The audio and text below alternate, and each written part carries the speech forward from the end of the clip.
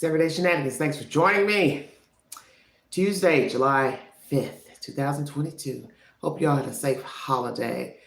It's very warm here in the high 10. Humidity at 102 degrees. 93 degrees Fahrenheit. It's very warm here in the high 10. I will be bringing you news updates pertaining to breaking news. And I will go into commentary pertaining to Cal City and Summer Wells. There's new BS on the horizon pertaining to Summer. I actually feel sorry for her, whether she's alive or deceased. I know this sounds crazy, but if she isn't alive, it would still be just shameful. Either way, because some of you are just so bored that you just don't have no focus on anything but just making up stuff. And that's the worst part of the story. Besides the fact she could not be alive, it's the continuation of making up stuff. It's like, when do you all want to stop making up stuff? My mod, Kinsley Masters, we're going to chop it up about Cal City and Summer Wells. First, breaking news. Robert Sylvester Kelly is on suicide watch. It doesn't mean he's actually suicidal, but that is where he is right now. And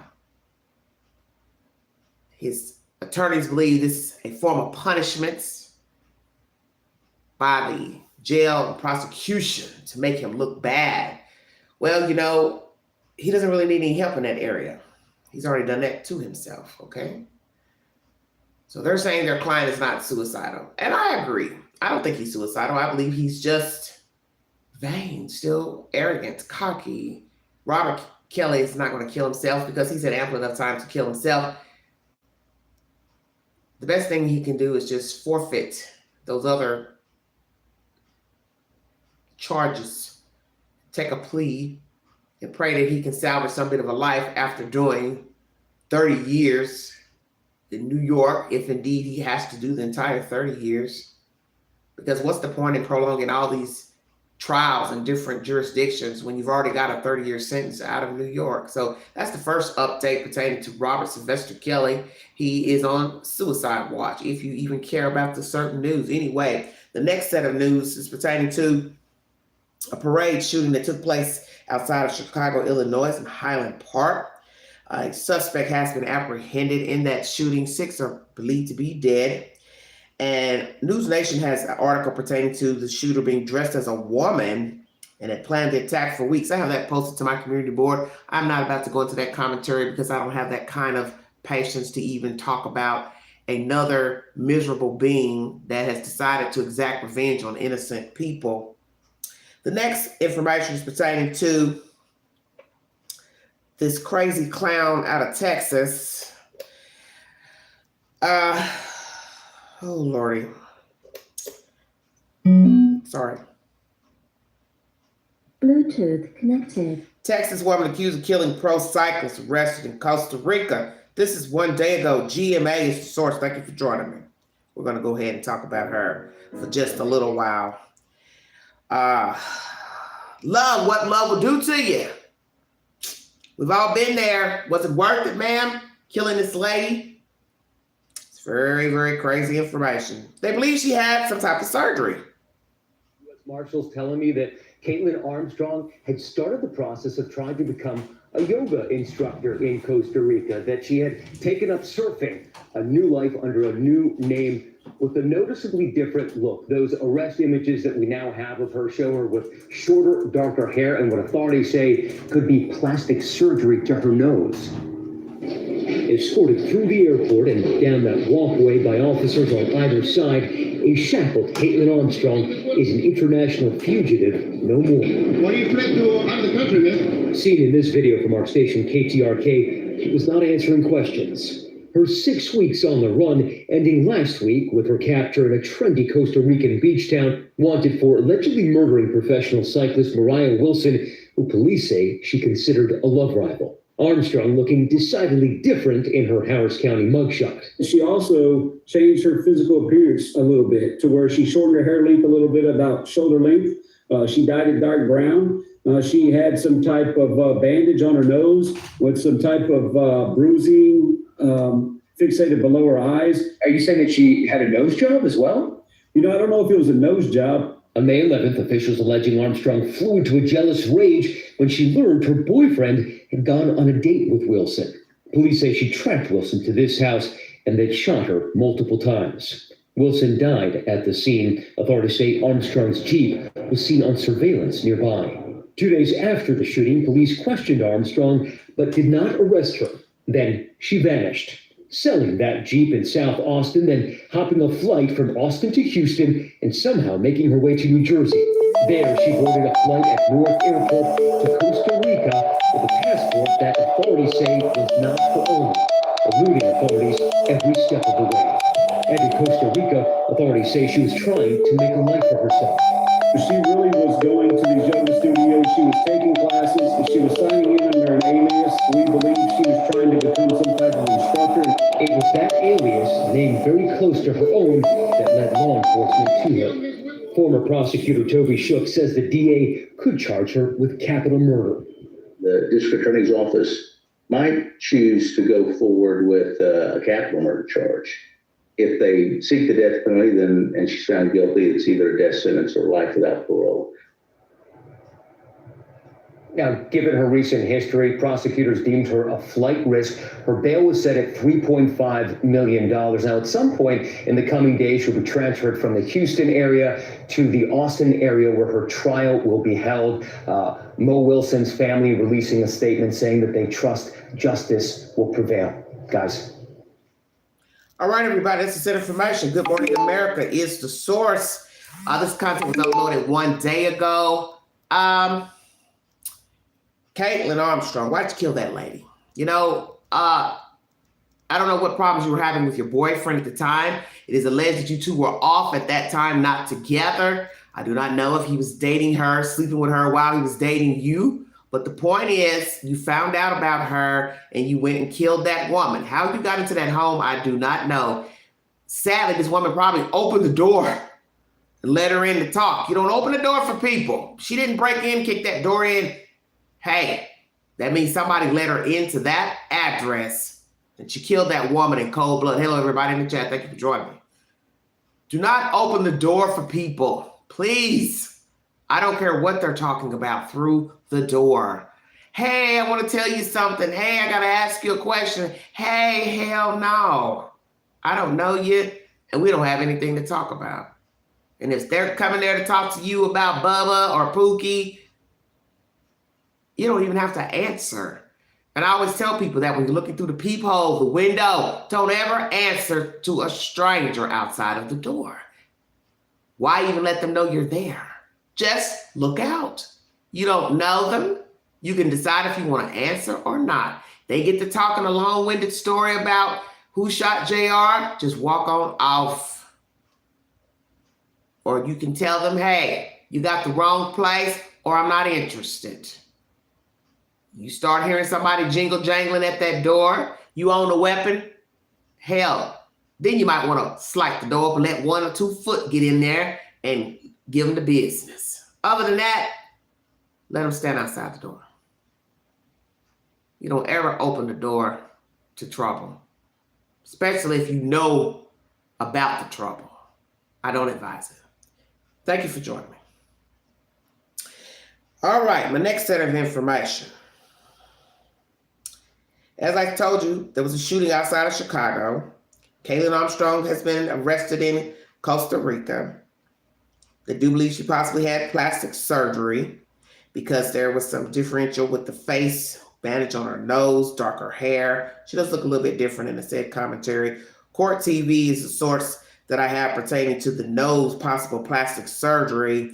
I'm not going to play that because I want to hurry up and get into my other content. But the shooter, the Highland Park parade shooting, he is in custody. All that information is posted to my community board. 22 years of age, a waste of life. I'm going to go ahead and get into my commentary. This is a 2-part live pertaining to the foolishness of Cal City boys and Summer Wells. As most of you know, there are more rumors circulating pertaining to Summer Wells. I mean, I couldn't even come off the mountain good to drama. I hadn't been paying attention to any of this because it's just a waste of time. But I want to know, when are you all going to stop making up stuff about that little girl, her family, whomever? When are you going to stop? And some of you call yourselves having social media platforms. You're aiding into it too. Stalking these people, going all in their inboxes. We're going to chop all it up. Why do you feel the need? You got to keep going in these people's inboxes to talk to them. Why are you searching out people who you don't even know have anything to do with the girl's disappearance? Nobody's told you anybody else helped, aided. So you go back to Facebook and start looking up posts from Candace, this and that, and then you start seeking these people out, asking them questions. I wish the hell somebody would get in my damn inbox asking me about any damn thing. Especially a child is missing. You will get the business quick. So Don Wells slept with somebody. Let me go hunt her down. Let me go call her. Let me go ask her a question. So what? So what? So what? Don slept with somebody. So what? What does that have to do with the little girl? You don't have any proof of nobody helping, aiding anything. Yet you're in somebody's inbox when they ask questions. As far as people talking to TBI, FBI, they don't have to tell you that they talk to TBI, FBI. For security reasons, you shouldn't be telling that anyway. Because you don't even know who's involved. So why the hell are you going to be talking to people with social media platforms? Oh, yeah, by the way, TBI came by here and we had a 40-minute conversation about the whales. Does that make any sense? Does that make any damn sense? You know, you're not even supposed to tell you talk to the police for the fear that somebody will retaliate. Who the hell's getting ready to tell, oh, yeah, by the way, I talked to TBI. You don't know who TBI has talked to in that general area. How many houses they knocked on. You don't know who they talked to, who they didn't talk to. So they don't have to explain to a YouTuber that they talked to TBI. What is the deal with you all? Bothering those neighbors and those people up there. 1 year after the fact, you all just cannot leave the damn neighbors alone. And going in people's inboxes because you saw a Facebook post of somebody talking bad about another human being. Well, let me go get in their inbox and ask, what do you know about Summer? So what if the person says, I think he did this or she did that? And hell, a lot of people think they hurt that little girl. Hell, your thumb will get tired of scrolling through damn Facebook trying to find friends of friends to ask, do you think they killed Summer Wells? Man, you all make me sick. Let's hit it off from Cal City, then we're going to chop it up about Summer, then I'm going to go on and lay on down. I'm tired. Court TV, Cal City Tyler's new case developments. This was uploaded 8 days ago. I'm late to the game because this is a never-ending story such as Summer Wells. You're going round and around and around in circles. And you're not getting anywhere. And ain't nobody figured that out. Let's chop it up. My mod's going to join me later to give her opinion pertaining to Cal City. These affidavits and allegations of systematic abuse, neglect of children in foster care, and also this foolishness with Jody Sue and all this he said, she said, and these YouTubers jumping in to help fan the flames. Man, you all need to get a life. You need to get a life. Court TV is my next source. Thank you for joining me. If you'd like to donate to the channel, $Beganji, 129 Cash App. All super chat stickers are welcome during this live. Be a part of the solution and not the problem. Checkmate.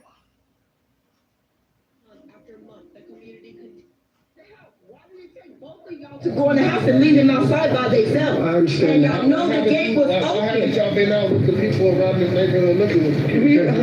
We already told you on camera. I was on cameras last night. I don't even see y'all out here praying with these people. These people was out to take care of my nephew. This not supposed to happen. I understand. Y'all was supposed to take care of my nephew. I understand. That was a look back at some of the initial outrage that the biological family of Oren and Orson West felt when the boys went missing in December of 2020. For those of you not familiar with Oren and Orson's story, Brianna Willis, a reporter with our great affiliate KERO, has more for us on the Cal City toddlers. Where are the boys? Where are the boys? Where 21st, 2020, Oren and Orson West, also known as Classic and Sincere, were first reported missing in California City by their adoptive parents, Terzell and Jacqueline West. Days after that time, the West parents telling 23 ABC they understand that people would accuse them of the disappearance. What's your response to that? That's understandable. I would think the same thing. And the Cal City Police Chief John Walker assuring the community his department was looking for clues day in and day out at the start of the investigation. We're just trying to dig up any clues that we can possibly find to find out where they had gone and also to confirm that they're not in the backyard. The disappearance prompting a massive search effort involving not only Cal City Police, but the Bakersfield Police Department, the FBI, and the community. Then month after month, the community rallied together for searches, marches, and vigils, all to find the boys.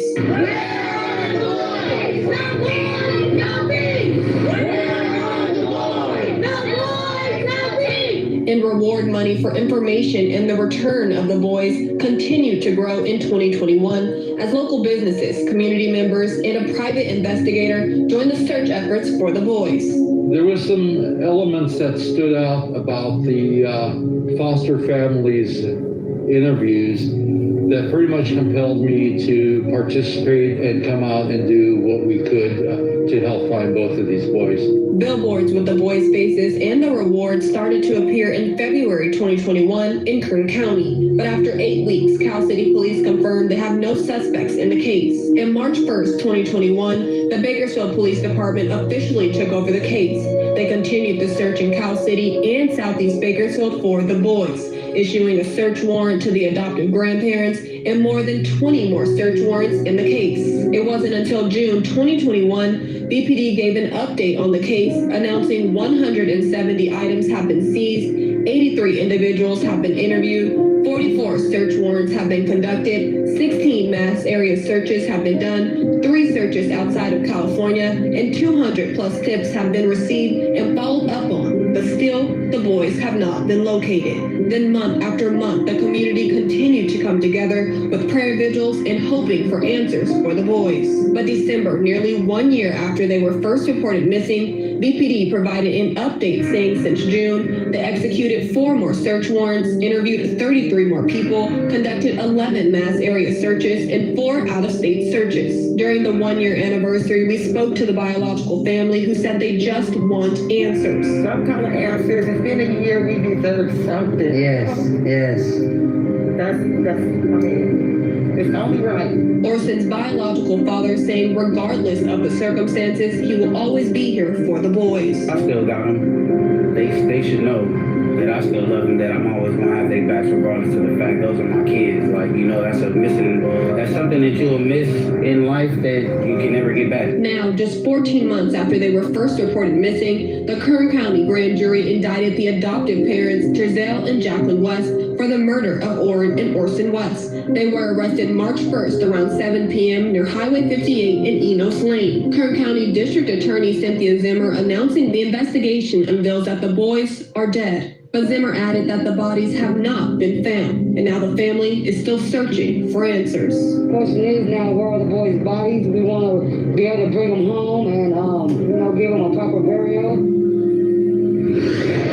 Searching for answers, and now Oren and Orson's biological mother and grandmother have filed a civil rights and wrongful death lawsuit against the adoptive parents, Terzell and Jacqueline West, along with the Kern County Human Services and the California Department of Social Services. Let's bring back in the think tank to break all this down. Still with me, the Deputy Public Defender for LA County, Philip Dubé, former Senior Homicide Prosecutor Bernardo Villalona, and Criminal Defense Attorney, former Prosecutor Brian Watkins. All right, think tank.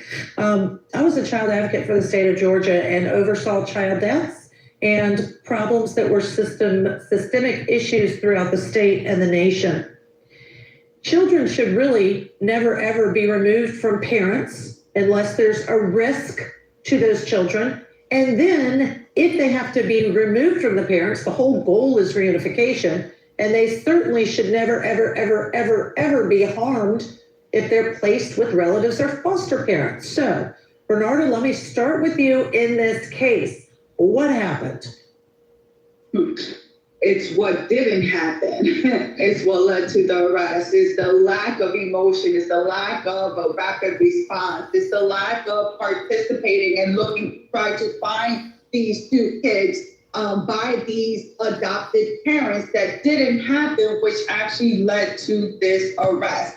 You know, I remember when Biddy first aired these two kids missing, and so sad to see these two beautiful boys. And the response that these adopted parents had, I was like, there's something that's just not right with this. The way that they're responding and talking to the media just did not make any sense to me. So I wasn't surprised that sooner or later they will be charged in this case.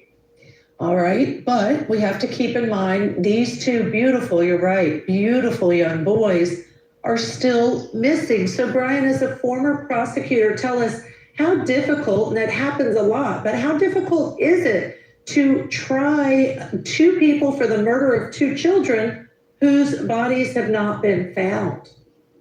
It's very difficult. And one of the problems with these prosecutions is we don't have a cause of death. We don't know what happened. And so it's tough to say that they were killed. Well, what's the evidence of that? You know, missing and killed are two different things. And, you know, there's an argument that they're still alive somewhere. Children do get abducted. Children have been known to be abducted and live for years with the person that abducted them and turn into adults. And those types of situations do happen. So the defense is going to have those arguments to prove beyond, you know, to attack the prosecution to say, we don't know beyond a reasonable doubt what happened to these young boys. All right, Philip, if you're the defense attorney, do you think that they have found evidence in that house that convinced them they killed these children, whether it was blood, whether it was, who knows, photographs, who knows what might have been in that house? It sounds like the grand jury heard some type of evidence, maybe some type of forensic evidence, biological evidence. So for example, let's say in the house or in one of the cars, they found some serological evidence, which basically is a fancy word for blood. Given the age and the size of these kids, depending on the quantity of the blood that was discovered, you can infer a death, as opposed to just someone getting a splinter or a paper cut. You know, you would expect maybe just a droplet. The other thing they may have found too is maybe letters from the school saying the kids haven't been there, they're truant, where are they? Maybe they interviewed doctors, who knows, maybe they interviewed family, friends, relatives. We don't know what they have because the grand jury proceedings are secret. But be it as it may, a grand jury has found probable cause to believe that a murder has occurred.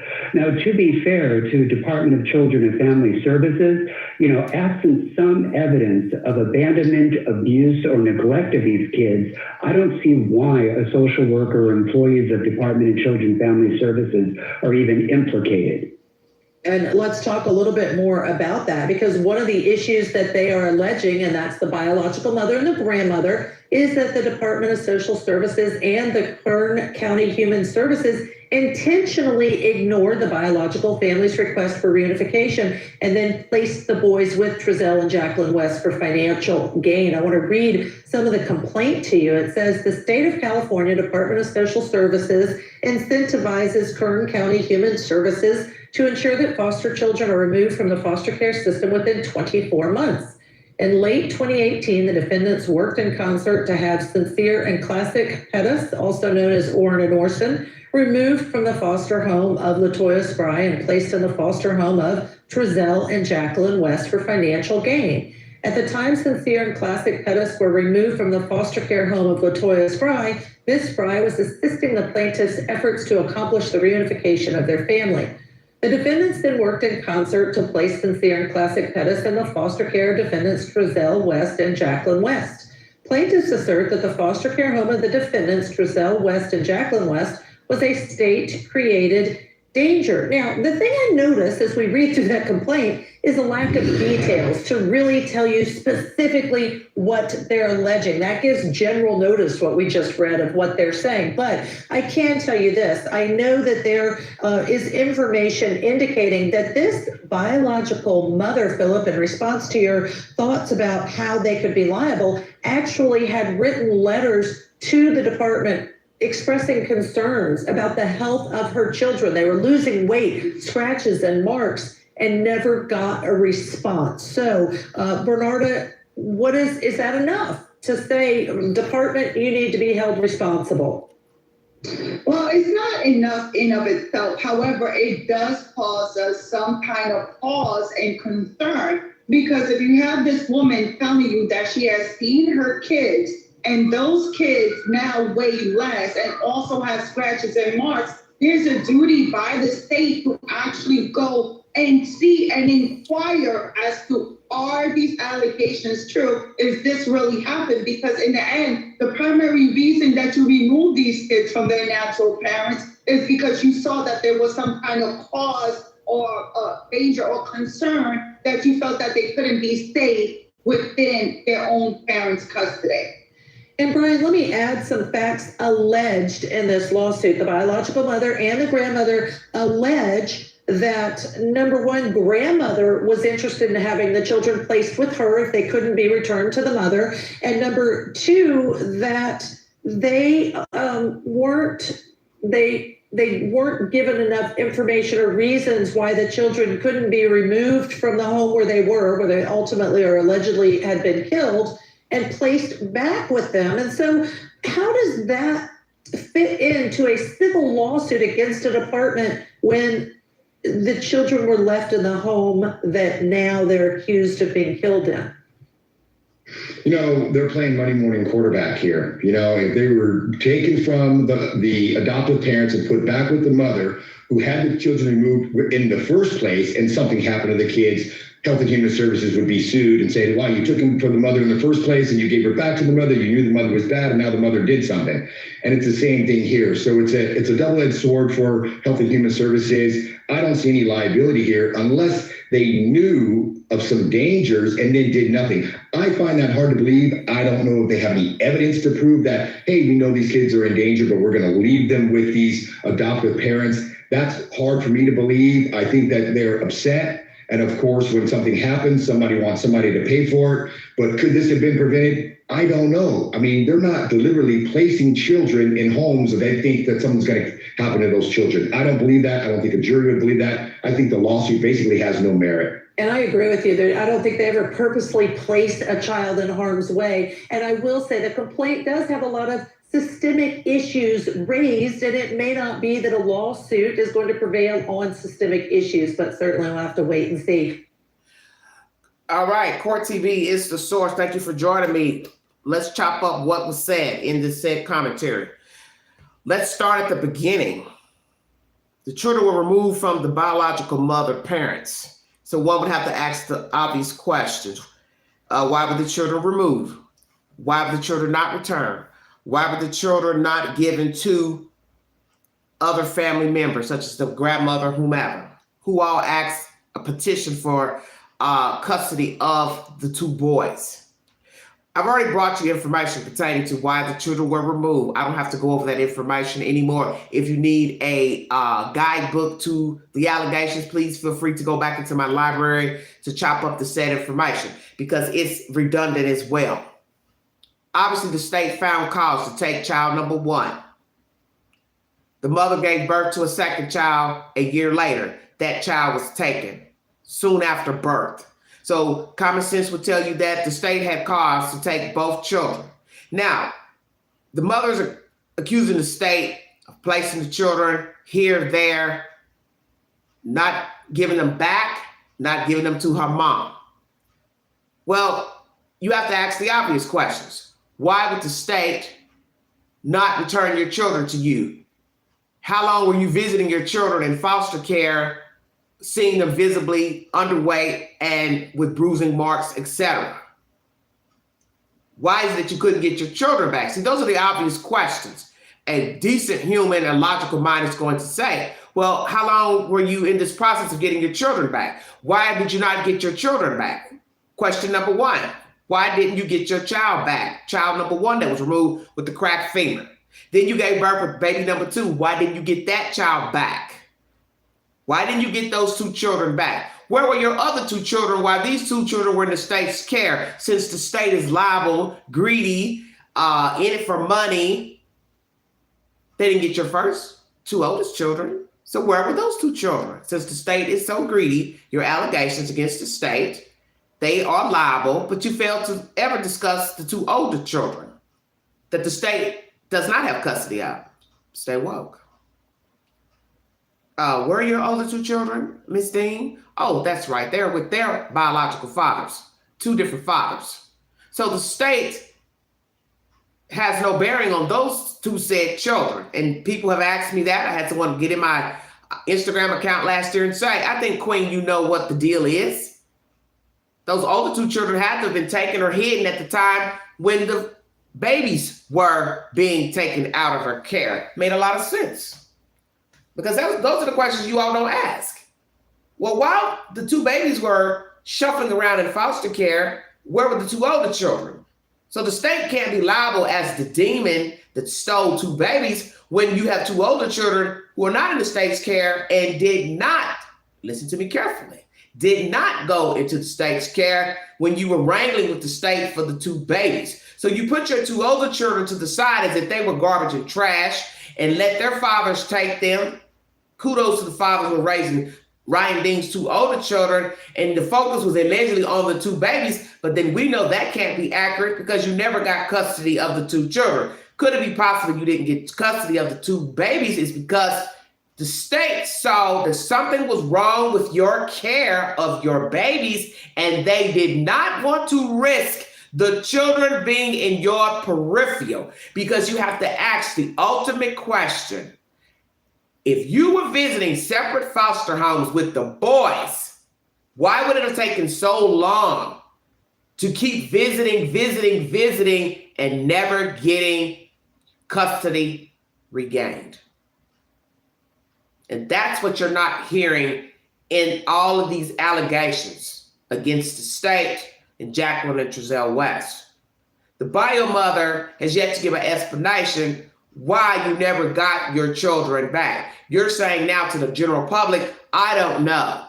My mom doesn't know. Well, let me tell you this. The state won't give you your kids back if they think that whomever they give your children to will have the children in your peripheral because they do not deem you fit. So therefore, the state has discretion to not give the children to relatives, close friends. Do you understand what I'm saying? If they think the children will be in harm's way again, they do have the discretion to not give custody back to the custodial parent and or his or her relatives. And I think some of you are missing that.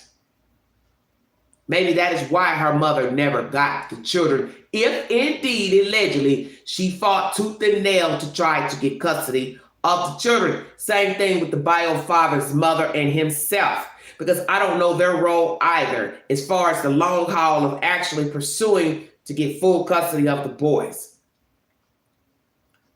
As far as the state's obligation, did the state drop the ball?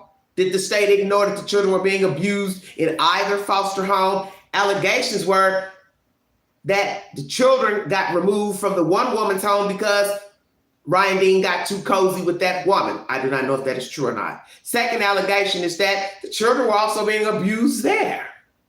So that's how they end up being moved to Jacqueline Trezell's house as foster children. I do not have any verification of any of those allegations, but common sense should tell you, as you heard in this court TV commentary, the children were removed from a woman's home and then placed with Jacqueline Trezell West. What you have to ask are the obvious questions. Why were these two children still going from foster home to foster home, and they are now toddlers? Stay woke, because you see, Queen woke. Because if you have an infant, number one, removed in a couple of months, could not walk or talk. Child number two is removed a year later as an infant. That means you've had a lot of time to go by to regain custody of your children. Somebody in the back having hearing problems. See, all you have to do is look at the timeline. I would say less than 6 months, any human being should be able to get his or her child back, depending on the allegations brought before them or against them. And if it's taking you longer than 6 months to get your children back, then that means somebody is not complying. And I think that's obvious here. So you scratch foster care parents. Let's stick on board with the bio parents because they're the start of this trauma. Why did you not have custody of both boys? Because in 1 year's time, the first child who was injured was allegedly 3 months old or somewhere in that line.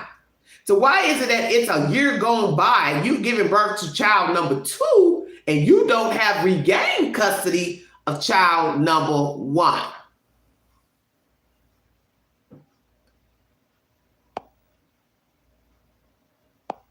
Okay? It makes no sense to give birth to child number 2 and you haven't regained custody of child number 1. And any sane person would question that. Allegations that the state dropped the ball, that they're in this for profit.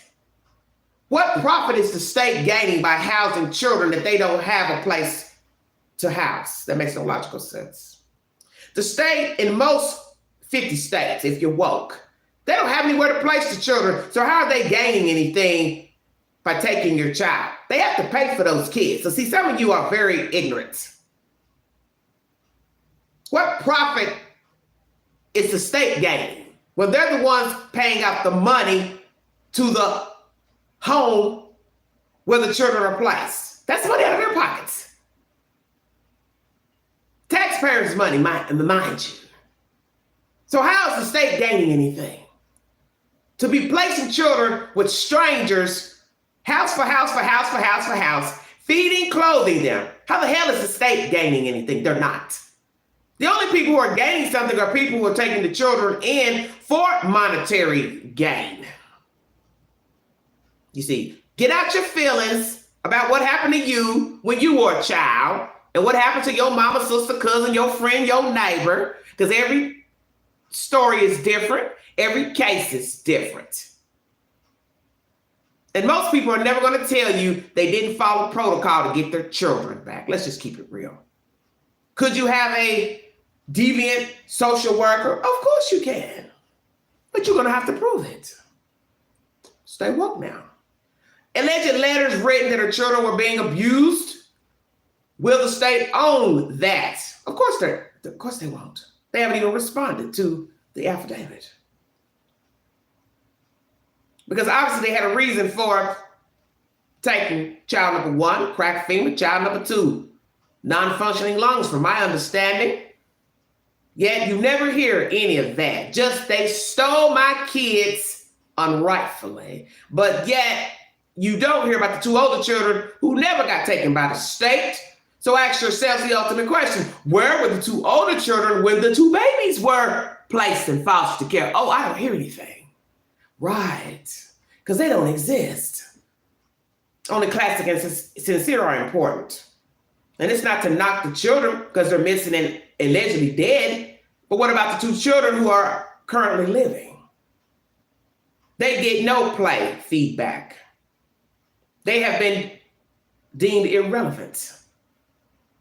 A non-motherfucking factor. I said that. And you don't find it strange that this bio mother doesn't even focus on her living children? She doesn't even have custody of the 2 older living children, but the focus is only on the 2 allegedly dead children who I don't think there was a focus on them when they were living and in foster care and when adopted. Stay woke now. No lawsuits filed before December 2020. Why not? Why not? You care so much for your children that you're trying to get back, but yet you never file a lawsuit to say they have unlawfully taken my children, violated my civil rights, myself, my mother, my boyfriend, whomever, baby daddy. But only now that the state has come forward to say that the children are deceased, we have a lawsuit originally by the father, bio daughter, and then now months later, the bio mother and her mother and father. Don't you find that interesting? As far as the state being complacent, somebody will have to prove. The state willingly left the children in the care of Jacqueline and Giselle West, knowing that the children were being abused. And I'm telling you, nobody is ever going to own that. You will have to bring a receipt. And the first thing they'll say is they were rambunctious. They played hard. They were rough houses for toddlers. They got into things. Those are the reasons for the scratches on their face, arms, legs. Do you understand what I'm saying? And naturally, the children will be going to the doctor, to a physician state. Well, because the state is going to mandate that the children go to physicians to get shots, immunizations. Come on now, you're not that stupid. So you want me to believe that while the children were shuffling from foster care to foster care, nobody was taking the children to the doctor? You know damn well them babies were going to the doctor because the state would ask them to. Yes. Luna Wolf, where were the bio family when the children needed a home? Exactly. That's another part of the problem. All these people rallying, jumping out of clown cars after the children go missing, but yet not one of you was readily accessible, available, or deemed proven efficient to take the children. You want us sane people to believe there was nobody that could take in the kids. But yet we have a cousin coming out as the mouthpiece of this buffoonery and nobody else. And then the bio mother and her back and forth, and boom, the bio mother disappears. You only see the cousin of the bio male father, which is strange, very strange. And nobody can say it's not. Now we have everybody jumping out that you never saw them before. Ryan Dean, her mother, her father, they were never around when all this came to be. Where were you when the children were originally missing? False allegations made by Jacqueline and Giselle in false police reports, which that's a charge too. Okay? So you have to stay woke in the information. The state could have possibly decided not to give the children to any living relatives because of the allegations against Ryan Dean at that time. And maybe they didn't want her family members to have the children for fear that the children would still be in danger. Did she comply with all the rules and protocol? Because what I'm questioning at this moment is why it took so long for her not to get custody back. And she's visiting her child from foster care to foster care when the children are getting older and older and older. You have to ask yourself, there's something wrong in this picture, because it should not take year after year after year of a family going back and forth with the state about a child unless the state has some reservations about the bio donors and their relatives having custody of the children. And the state is not a mind reader, so therefore they don't know the mindset of Jacqueline and Giselle West. I would hope that they did a diligent job in doing a background check, which we have heard nothing biased against the two. So they passed them. Whether it was help from his mother who worked for social services, I don't know. Don't have a receipt to that either. All that is idle gossip. And still in the end, they still had to go through some type of protocol to be verified as foster care parents and then adoptive parents. Do people take in foster care children for monetary gain? Of course. Do people lie and pretend they want to be good parents, foster parents? Of course. Are there deviant people as foster parents? Of course. And are there people who give birth to their children, don't give a damn about them and throw them away to the wayside and come hollering later they want a payout? But of course. Because in the end, you're going to have to bring a receipt to any allegations against the state. And as far as evidence against Jacqueline and Giselle West with the children, I do believe they have something. That's why the grand jury nodded yes for an indictment. Probably monetary, not monetary, but some type of, as they said, biological evidence We don't know what they left behind in the house, cars, vans, and the Cal City house. We don't know the timing of when the children actually were murdered. If they were murdered together, same day, or separate days. When you read the affidavit, one could conclude possibly the children died at separate times. I cannot verify to say, but just from my reading, it seems like a week or so apart that the children possibly died. What is the evidence they have against Jacqueline and Trezell West that the children were murdered? They have to have something because they have an indictment against them. So that means they have evidentiary material. Is it information by via cell phone, apps, phones, camera, pictures? Possibly so. Thank you all so much for joining me in the chat. Welcome. Did they take pictures of the murders? Possibly so. Did they video the murders? Possibly so. Did they leave DNA, urine, fecal matter, blood behind at the old apartment? Possibly so. Did they go in, cut up the carpet, the walls? Possibly so. Evidence in transporting the children inside of a vehicles? Possibly so. Any other thing, matter pertaining to the children at somebody else's house, such as his mother's house, her mother's house? Possibly so. They did 4 outside searches out of the state of California. Are the children discarded out of the state of California? Oregon, Washington State, Nevada, all these states neighbor the state of California. There could be a possibility that the children are buried outside the state. We do not know. When it goes to court, that is when the state, which has the opportunity to bring forth the information that they have to prove to 12 members why they brought these 2 demons into court for the charge of murder and said crimes. It is the burden of the state to prove that Jacqueline and Trezell West did indeed murder these children with malice and intentional willful homicides, plural. And I believe they have something. What it is, I don't know. Now, as this one defense attorney says, missing and dead is 2 different things, but one has to use logic. They have an indictment, so that means they have evidence to the contrary to say, we know they're dead. And we're not going to tell you how we know until we get into court. So then we will wait to see what state has. We'll also probably have testimony from said persons. And that's 9 times out of 10, the remaining children. Because possibly they are eyewitnesses and co-conspirators to the children's deaths. But you see, everybody had a start in life. And these children had a start with their parents. And obviously the state stepped in when they felt the need to remove child number 1.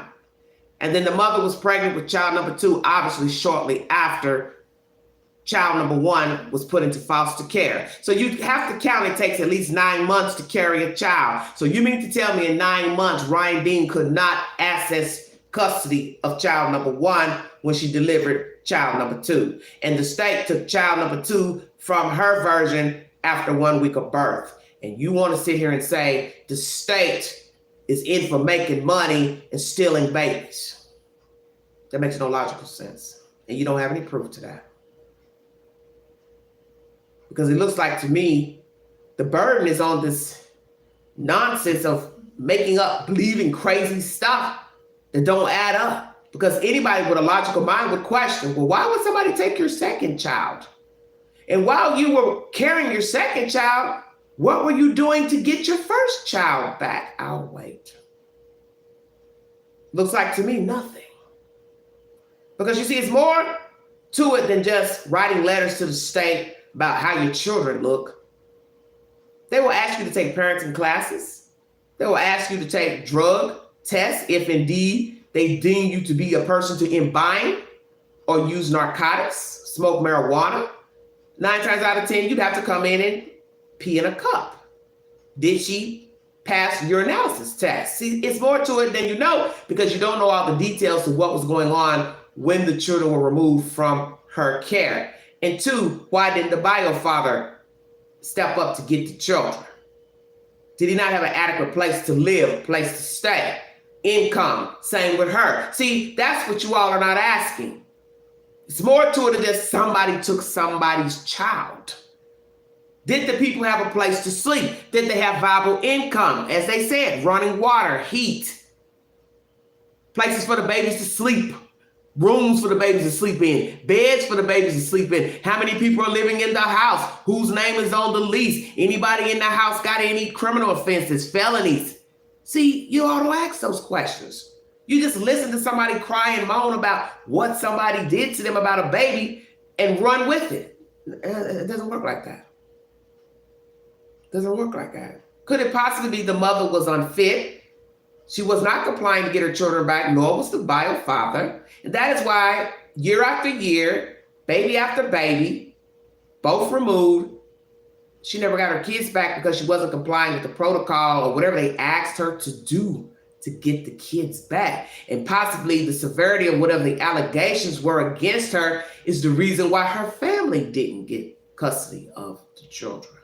It's always more to the story than what people put on Facebook and stand in front of a news conference a year later after the fact when they played possum and went missing all the time the children were missing and never even talk about the 2 living children.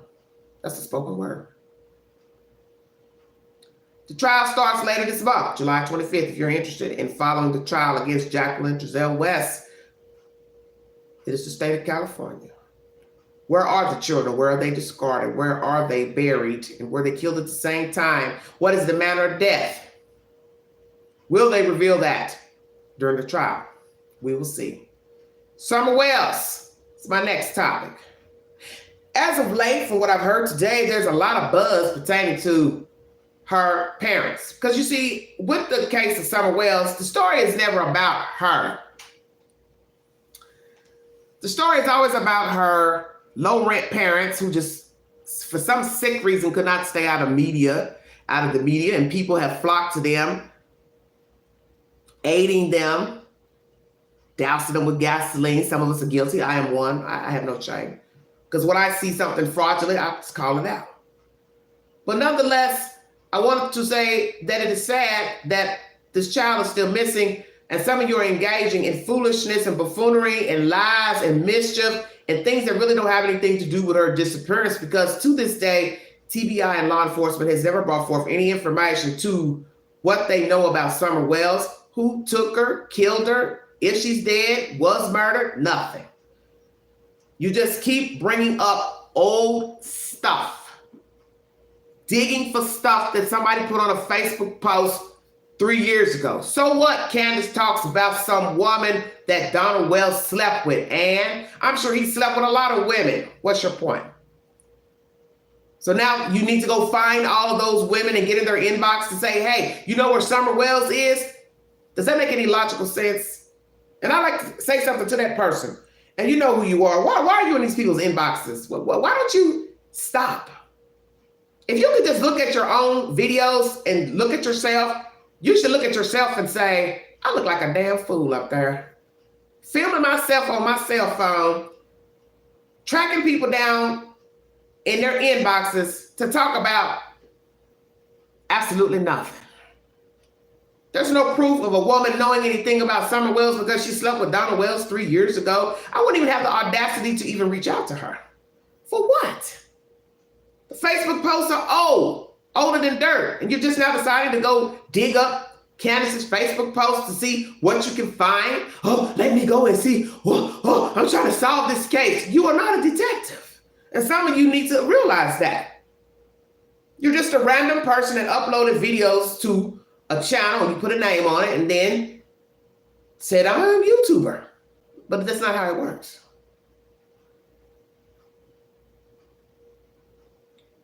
And see, you get followers because there are people who are gullible and green. And they listen to anything you say, or anybody for that matter, and say, I'll go follow him, her. They're talking about something over here, but really they're not talking about anything but foolishness, because this is what you all fail to realize. If these people who are uploading videos knew the truth, Summer Wells would be found already. Checkmate. It's disgraceful to just go on and on and on bothering people. I'm looking for people people who are related to the Summerwell story. Well, these people aren't related to the story because there's no proof that they were with the child on the day that she was missing. When you can bring a receipt that any of these individuals were with Summer Wells and Candace Bly on June 15, 21, then bring a receipt.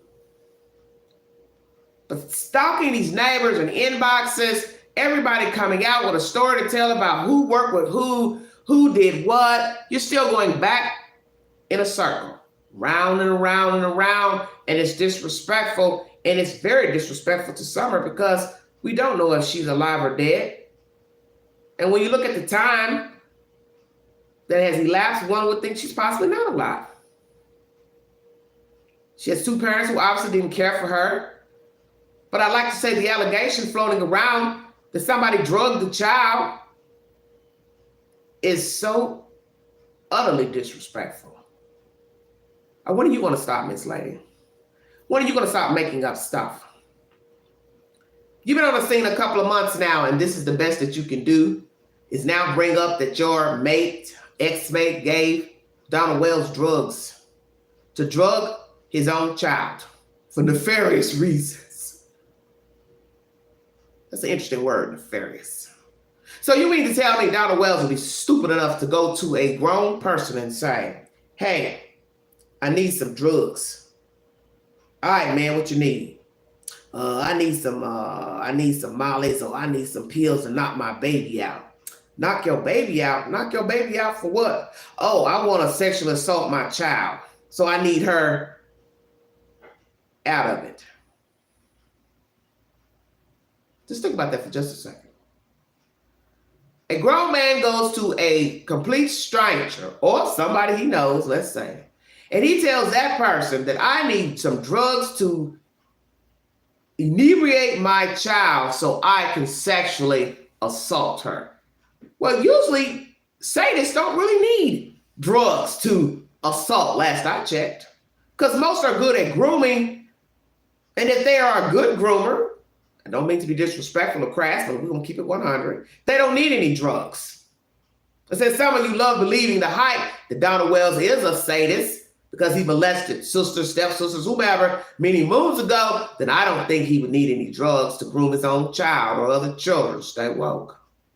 And I don't think he'd be stupid enough to tell somebody to their face he needs drugs to drug his own child. Jody Sue, what the fuck's wrong with you? You doing the most, homegirl.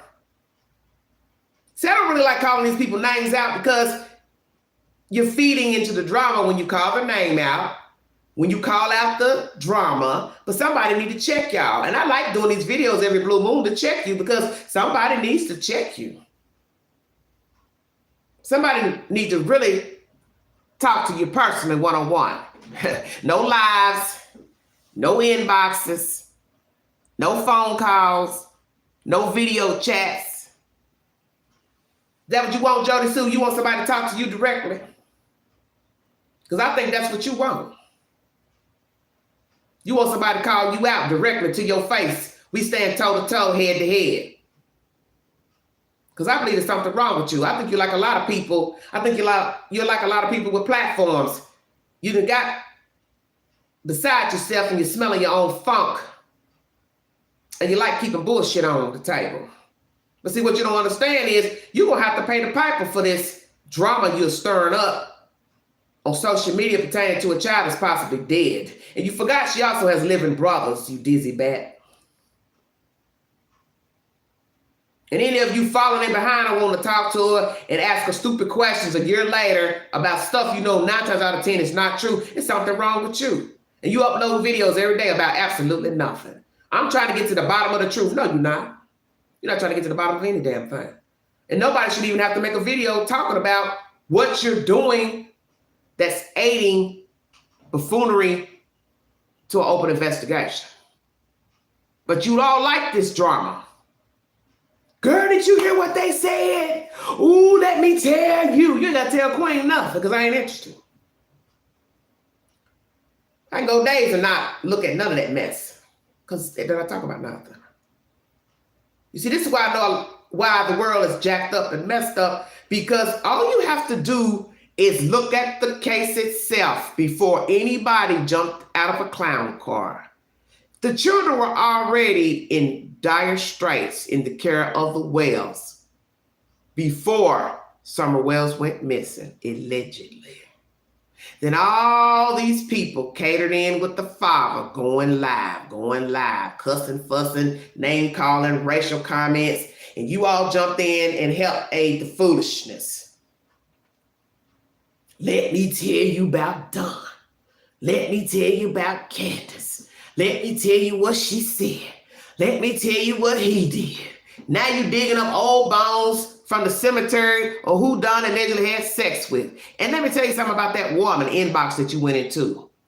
There's no way in hell I would have responded to you. I would have told you get the hell out my inbox. I don't owe you no explanation about who I laid down with, because it's none of your damn business. It doesn't have anything to do with somewhere else who the hell I had sex with. So why the hell you in my inbox? That's what that lady should have told. All that stuff she going round and round talking to him. I don't know nothing. I ain't talked to the TBI, FBI. I wouldn't have told you a damn thing. Because you ain't got no business in my damn inbox.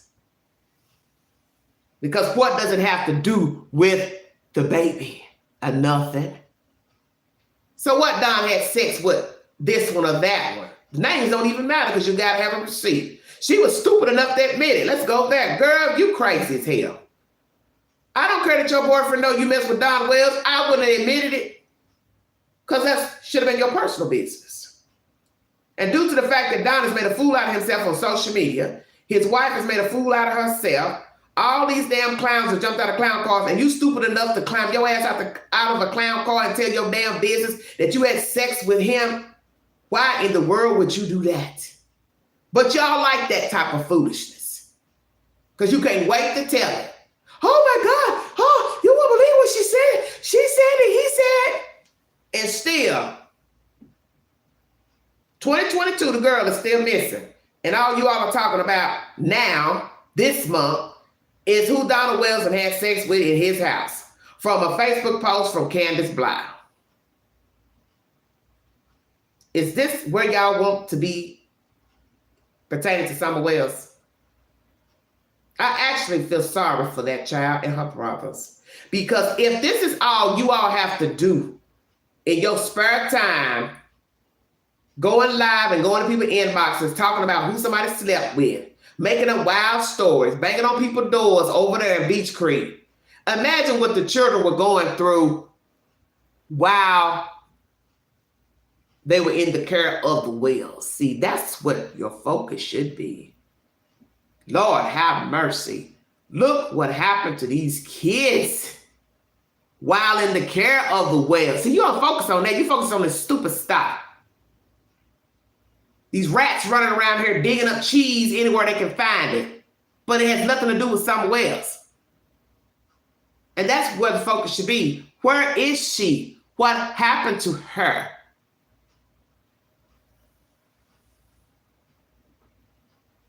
Where is she? What was going on in the Wells house to lead up to that event on June 15th? That's what you should be questioning. Digging up people who had sex with the father, the mother. It's crazy. Why is the mother hanging with teenagers in the Facebook post? Because she has a childlike mind and demeanor. She never had a childhood, so her mind is of a child. She never progressed to an adult. Her body metamorphosed into an adult, but her mind is of a child. That's why she was hanging with boys in her Facebook pictures. Checkmate. Give it a rest. And Jody Sue, please stop talking. You ought to be ashamed of yourself. You're just making my damn head hurt. I'm sick of all of you, really. I'm sick of some of you YouTubers. Y'all won't sit down and shut the hell up. You adding fuel to nonsense, and you people keep jumping out talking about you saw this, you know where the baby is, this and that. You all are just as roguish. All of y'all the same to me. I group all of y'all the same because you're just disgusting. You just don't know when to leave well enough alone. You just don't know when to say, you know what? I probably don't need to do that. I probably don't need to be bothering these people, saying stuff to these people. I just need to leave it alone. But you don't know how to do that. Because you think this is making good content. You banging on somebody's damn door, going up their driveway, making these stupid videos about absolutely nothing. It's the Queen, baby. You ready? I'm ready. Cal City first. I'm just listening.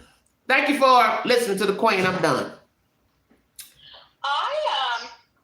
I don't understand how this biological mother. Speak up a little bit, baby, if you can. I said I don't understand how this biological mother does not understand that she had to have done something in order to have her children taken away. Okay. That baby femur did not get broken by itself.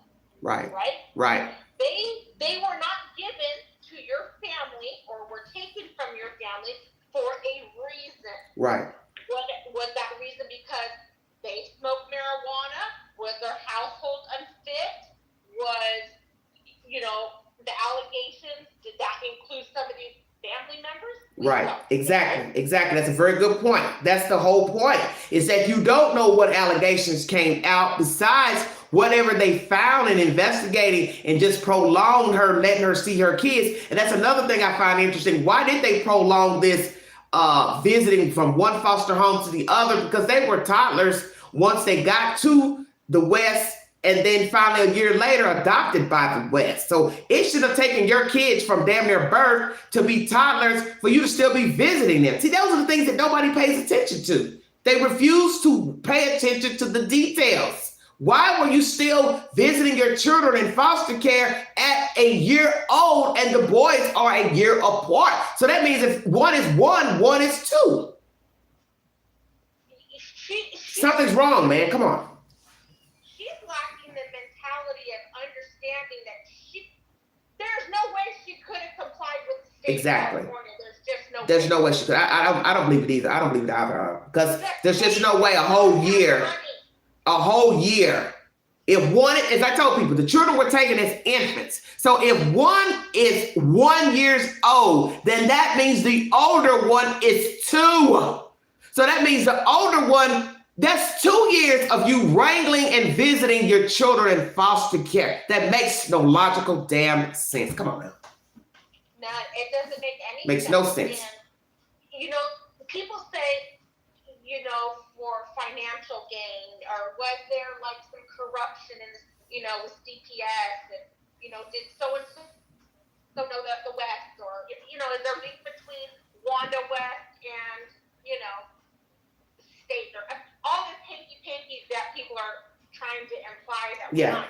I didn't even think about that. That there was a personal issue between Wanda and the state. That there's some payback or something. Was she fired or this and that? So what? She told her sons to go get some foster kids and kill them later. The state does not have money just to throw away. That's what I told them. That's what I told them. Reunification. They want that. They don't have nowhere to keep the kids. No. That's the thing these dummies can't get through their heads. You just think the state just got a bunch of houses sitting around with willing people to take the kids in, and then you lose rights to your kids, and they take your kids, and it's go in the heat of the night, go bang on somebody's door. Hey, we got this kid. We need you to stay here for 2 days, a week, or whatever. Then they get tired of the kid, and they go back, pick the kid up. Now they got to go take them to another house. I don't even think people really know that most of these children go from home to home up until their 18th damn birthday, and somewhere in your sick mind, you think the state is winning by taking children in and out of people's houses and putting them in somebody else's damn house for 18 years. How the hell does that make any logical sense? And the crazy thing is number one, that lawsuit to me is just frivolous. It's just stupid. It's disrespectful. It's disrespectful to the boys. It's disrespectful to her living children. And it's disrespectful to people who actually care for foster children and adopted children. It's just outright disrespectful altogether. She makes herself look like a big old a-hole. And then on top of it, what the hell does the grandmother have to do with herself being included in a lawsuit? She is not because the bio father added his mother to the lawsuit back in the fall. So I guess she decided to go get her mother. But remember, I told the chat that be very careful because there's something off with this story. Why wasn't Ryan Dean and the bio father on the same lawsuit as parents suing the state, Jacqueline and Trezell West? There's a Yeah. reason for it. Yeah, so they're probably not speaking if they're suing separately. Why not? Why not? They're your kids. You would think they would be rallying. Yeah, they made them together. They made them together. Even if they're not dating, you still made those kids together. So why aren't you all in the same damn lawsuit? Come on now. You want to show people that, you know, look at, you took our kids. We're coming after you as a team. We're going to fight this as a team. Not those idiots. Right. Not at all. Yeah. Because it's some hanky-panky going on. Those kids were taken out of her custody for a reason. Yeah, and not just the two, but also her other two. The fathers allegedly came and got those boys, boy and girl, when they heard that both those children got out of care, they didn't want their children going into foster care. Exactly. They knew what time it was. So don't tell me the state is into the stealing kids business when she has two older children that the state don't have. Yeah, I'm sorry, she's a piss poor excuse for a human. You did something, you know, there's people all day long, right, that, you know, have their children taken away. Probably, you know, over stupid allegations. Yeah. But those people are going to fight tooth and nail and do whatever they got to do to get the kids back. Right. You're going to move heaven and earth to do everything that you possibly can Yes. to fight for your children. Yes. I find it very hard to believe that this woman fought for her children. Yes. When they were there for years. Yes. And that's the part where the fraudulence comes in on she and the bio male's part. You all had years to sue the state for severing your rights with your children. Why are you just now suing the state when they believe the children are dead? What was wrong with suing the state when the children were living? See, that's why I know they never cared for their children. Because you've had years to sue the state. The children were gone for years. So why not sue while they had your children? You know, the woman that was out front in the audio, remember, she was screaming. Yeah. My nephews were in. Yeah. What with her 9 kids? Yeah. My thing to her is, bitch, you were just as unfit because they were taken from you or your family. You're all unfit. But what the hell? They were taken from you guys. You guys lost them. Now these idiots over here lost them. Yeah. Whoever that lady is that she mentioned in court TV, I don't know if that was her or that woman with the silver hair that didn't want to be seen on camera, had her back turned. The point is, something hanky-panky was going on with whomever had the children before they went to the West. Because why would they remove them from that person? See, this is why I keep telling people, nobody is paying attention to what is obvious.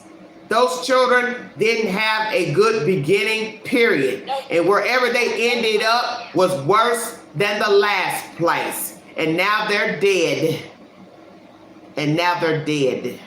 So they didn't have a chance in the womb when they were born. Foster home to foster home. I'd like to know how many foster homes they actually were in before the West got them. You know, what I want to know is how was she financially able to take care of 4 children? I mean, she wasn't. My understanding is what somebody had told me. She was pillar to post, living with other people. She never kept a job. She never kept a place to live. She never kept a car. Because just like she said on the news a year ago, telling the news lady or person, oh, I got a place to live, as you can see. Well, the source told me that was her aunt's house. That wasn't even her own place. But she's out here whispering in the street about how she was going to pay for a car note that you all donated money to. You all thought you were helping her out. That heifer ain't had nothing. She had nothing. Never. That's the reason why you know she never tried to get her children back. Because as I keep telling everybody, she has 2 older children that she does not have custody of. So why are you whining and moaning about these 2 babies who are now dead? You didn't fight for them when they were living, and you didn't fight for your 2 older children who are living. It's just disrespectful. The whole story. I'm just sick of talking about them. They all make me sick to my stomach. I'm tired of talking about them. Yeah, it is. It's not sad. It's pathetic. They were doomed from the start. They were doomed from the start. And I tell people all the time, until you know what really happened with her and those kids, you can't sit up here and say the state is some boogeyman out snatching babies, because we know that's not true, because she has 2 older children that she doesn't take care of. She doesn't provide anything for them. She doesn't pay child support. She don't visit. She don't call. And you want me to believe she care about 2 dead babies when you don't even talk and care about the ones that are living. And a lot of people don't know the story. They just think it's just classic and sincere. Well, it is not. It's a total of 4 children that she does not have custody of neither child. Thank you for the super chat, baby. Those daddy did the right thing. Thank you, Nubian. Thank you, sweetheart. They went in there and swoop those kids up before they got the state got a hold of them. That's what somebody sent me in my inbox last year on IG. Don't you find it strange? She has 2 other children she don't take care of, and the state didn't get those kids, but nobody wants to talk about the living children. Everything's about Cal City boys. Cal City boys, Cal City boys. Well, what about the 2 living children? They get no play. And you never hear any of them, not that cousin, not the parents. Nobody has ever talked about those living children. They have now lost, well, I mean, they probably never even really had a mother figure, because obviously she didn't take care of them. It's sad. You know, they're at a loss as well. You know, they have no idea what happened to their little brothers. They're going to hear this crap for the rest of their life. Their mother is nowhere, you know, fit to be a mother, nor has she probably ever been a mother. You know, they're just as at loss as these 2 that are deceased. You know, she needs to focus her time and energy on the children that she has. But she refuses to acknowledge those kids. And that's why, you know, you all can't accuse the state of whatever you call it, monetary gain, because the state's not gaining anything. They're the ones spending the money. You can say that Jacqueline and Trezell took the children in for monetary gain. Those are the only 2 you can accuse of that allegation. But you're doing the same thing that you're accusing Jacqueline and Trezell of by trying to milk the state and the great people of California for a lawsuit for somebody to pay you for making babies back to back and not taking care of your children and getting your children taken. You want us to believe you had 2 other children the state didn't get, but they only took the babies, and now the state owes you money. Come on now. Yeah, and your Come on now. wasn't fit enough to take them. So let's talk about that. Why don't you let us know, Ms. Dean, as to why your mother, your grandmother, your cousin, your aunt, or uncles were unfit and the children were removed from them? It's a good question. Or why were they not placed with them? Something's gone on. Yeah, something's going on. But it's what I've told people. You don't know all the allegations and the information that has come across their desks pertaining to her and her lifestyle. You don't know what they've called and said. How you doing, Joel? You don't know who's called in to tell what she was doing, not doing. So they probably said, we're not going to give them to her family members because we know that 9 times out of 10, they will give her access to the children. They will give the Rondine access to the kids. And a lot of times they do that. They won't give the children to the relatives because they know somebody will slip up and let that parent see and be around the children unsupervised. She's a lost cause. She wants to play the pity card. Yeah, she's disgusting to me.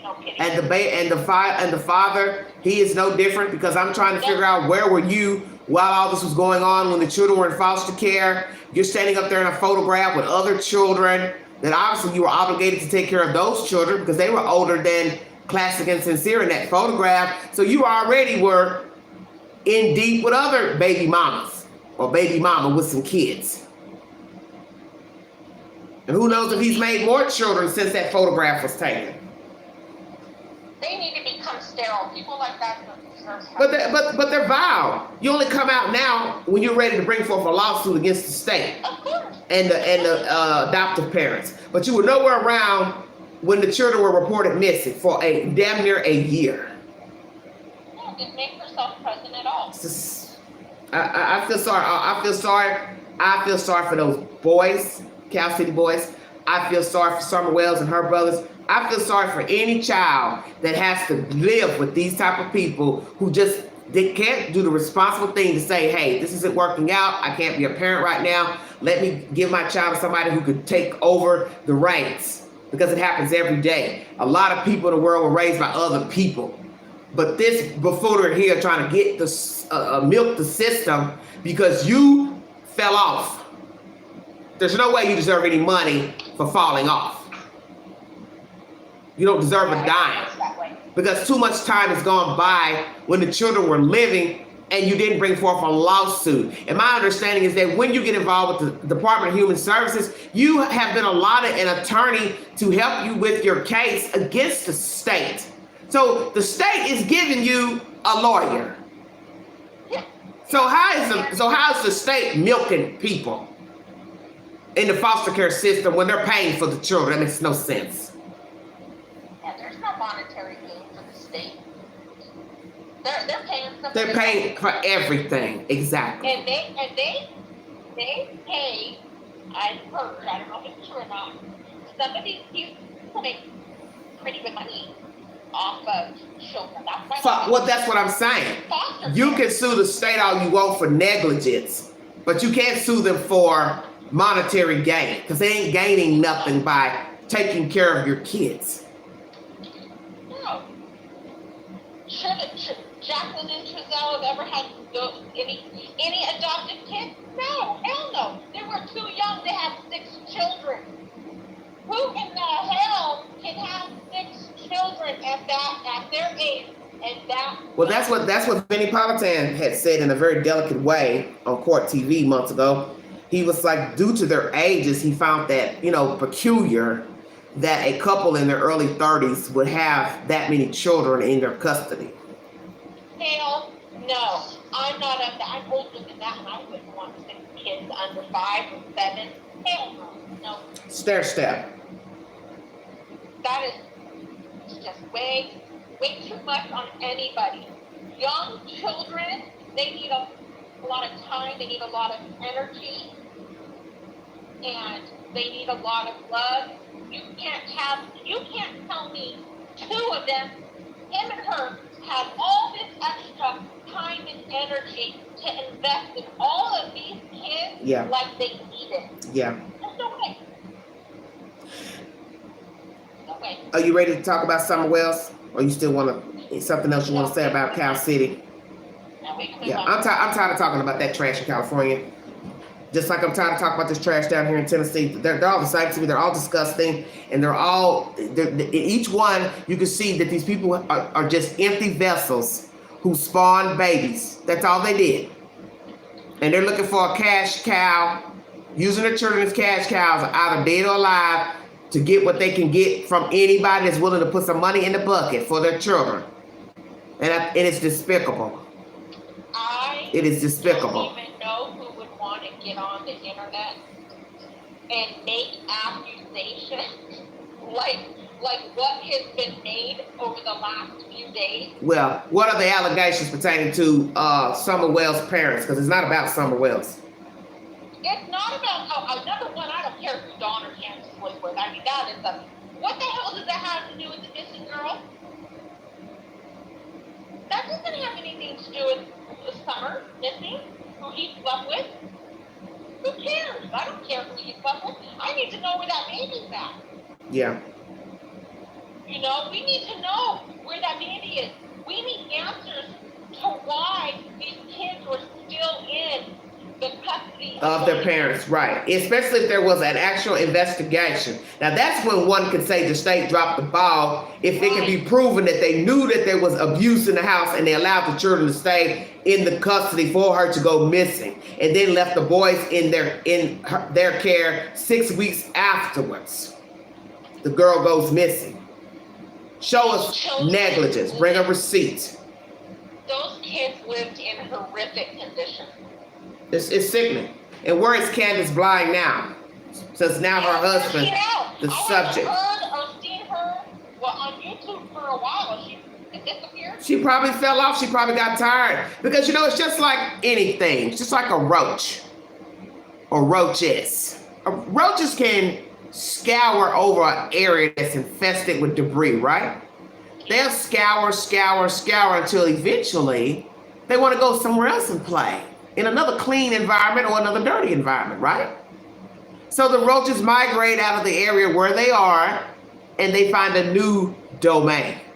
That's exactly what's going on here with these bio-donors.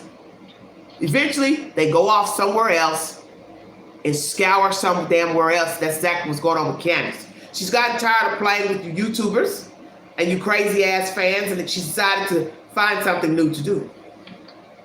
Yeah, because she just up and disappeared. Because she doesn't have anything. We already said that in the beginning when Don got arrested. How is she going to be able to maintain the compound? Because it costs to live. It doesn't matter if she doesn't spend the kind of money with somebody like other people live, buying nice things for their homes.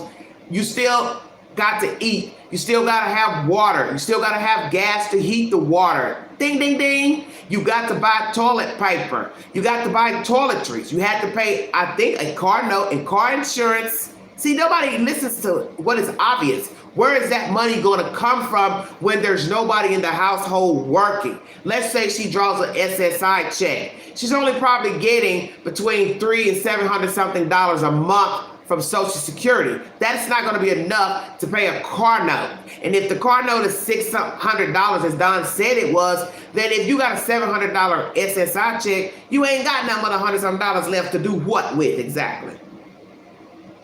Blow it for yourself. Yeah, that doesn't make any sense. She just moved on to her next. Exactly. Because she didn't have anything when she was with Don and the children. And now that he's gone, all her children are gone. One could possibly be deceased. She doesn't have anything to stay around, stick around for. For what? There's nothing there. There's nothing there. We're never gonna get this. You know, here's the thing. None of us, absolutely none of us. None of us. Know what happened? To that what happened? We do not know exactly. We don't know what law enforcement knows. We do not know what they know either. Yes, that's true. Everything that they know. So that shit crazy. Let's talk about her. Let's talk about why Jody Sue is doing this, because people were feeling sorry for her in the beginning because she had health problems. All that mess about the GoFundMe or the children Christmas fund, whatever the hell she was asking for. I don't know, because I didn't keep up with that mess. But I definitely can say she's out of line. Because why are you now saying these things about drugs and this man drugging his child? Let's just hypothetically say that's true. Yeah. Right? Let's just hypothetically say that's true. What business is it of ours? You should have went to law enforcement right away. Let's just say he didn't. That's what should have been done. You don't come to a massive social media platform that all of these people are invested in this certain case and film accusations like that. Because let's just say it's true. Number one, you're a guilty bitch for allowing or not going to law enforcement, telling them what you know. Yeah. And if it is a hoax and you're just doing this because you're mad, because your ex is all over social media, chick, you're disturbed. You are the definition of white trash. Yeah. You are disgusting. She is repulsive. She needs to be drugged. There's something wrong with her. There's something wrong with her because I don't keep up with what she's been doing and saying, just like I don't keep up with any of that other trash that goes on these platforms. And whatever's going on with her ex, who he's talking to, that wouldn't even bother me. See, you have to learn what to focus on in life. And if this is all you have to focus on is making up stories about a little girl, making up stories about her parents, make up what you think you saw that day, a scream of this or that, which has been unfounded by law enforcement. Let's stick to the facts. Now, you all are alleging the ex is on social media. What, she feels some type of way? So what? Let him talk. As long as he ain't talking about you, as long as he's not talking about you, I wouldn't care what he's talking about. She's got problems. It's obvious she has problems. See, a lot of people can't read through what's obvious. See, I usually can tell when a person's spirit is bad. But see, a lot of people will argue you down. No, you don't know her. No, you don't know her. You can't argue with me because I don't agree with you on somebody that neither one of us knows. You understand what I'm saying? And that's the problem that I can't stand with these true crime stories, is that people like to argue you down about a random bloke when neither one of us knows them.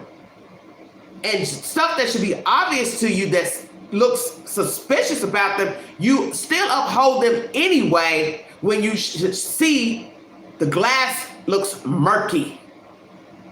You understand what I'm saying? The glass is murky. Because no sane person would stay on social media pertaining to the death or missing of a child. Something's odd with that. It's off.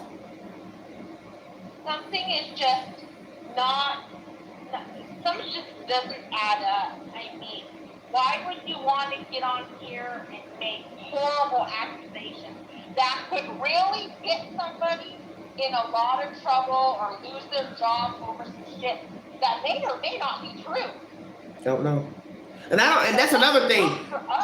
If you work somewhere and have a decent job, why are you putting yourself out here so people can go back and gossip to your employer? See, that's why you know these people don't have anything going for themselves. How you doing, Sheree? Because if you had a fruitful life, you got something going for yourself, you're not going to engage in this type of foolishness. That's why you know a lot of the people that's up here speaking, they don't have anything going for themselves. Once they turn the camera off, the computer off, their lives are boring as hell. They don't go anywhere. They don't do anything but do this.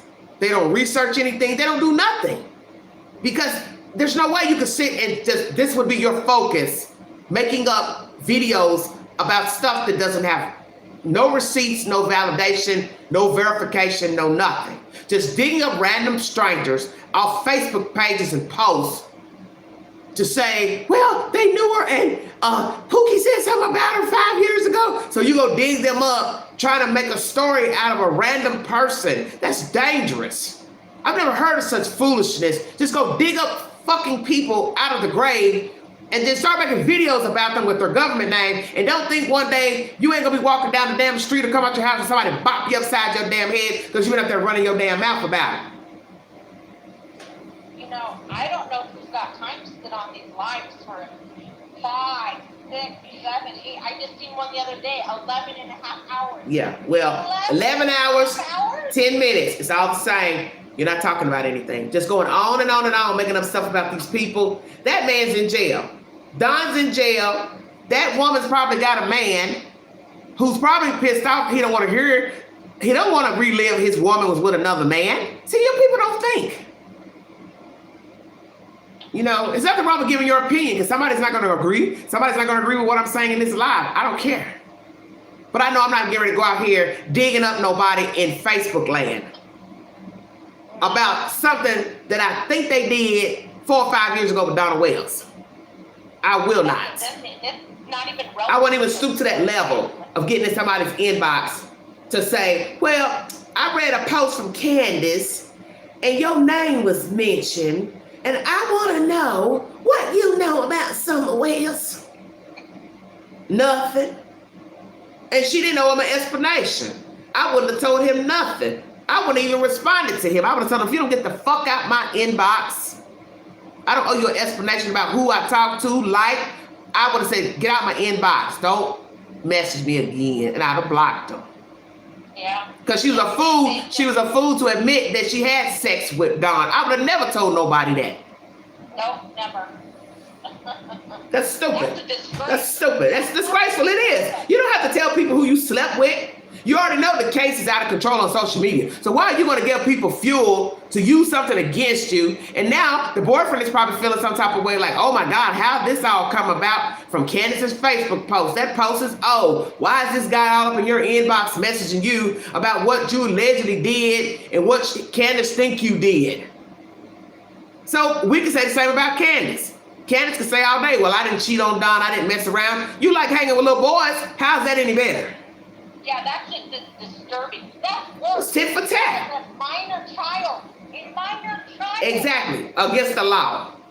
So how is it Don's a pedophile and Candace is not? Let's go there. Bingo card. Yeah, that whole thing. Possibly two pedophiles together. Weird. Yeah. Because let's go there. That's something that's never been brought up. Could we be talking about duo team pedophiles? That's just.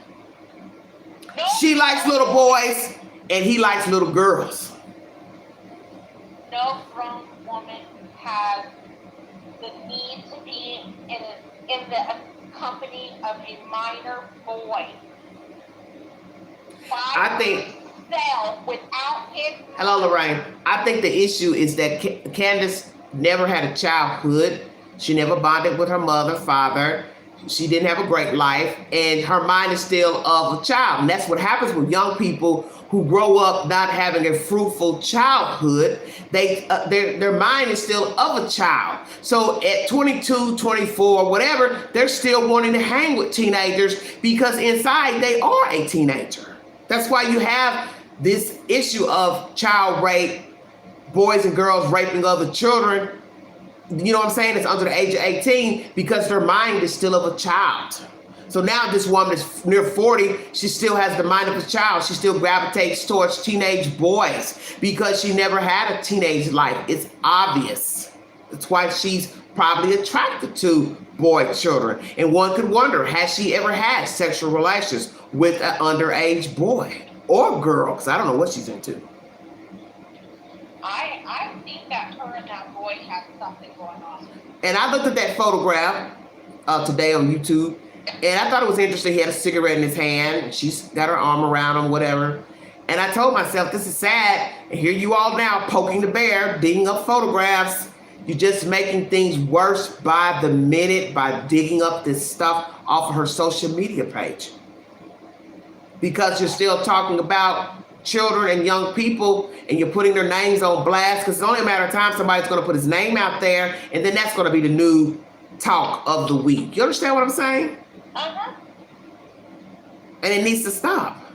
It needs to stop. It has to. It's got to stop at some point. Because I can tell you right now.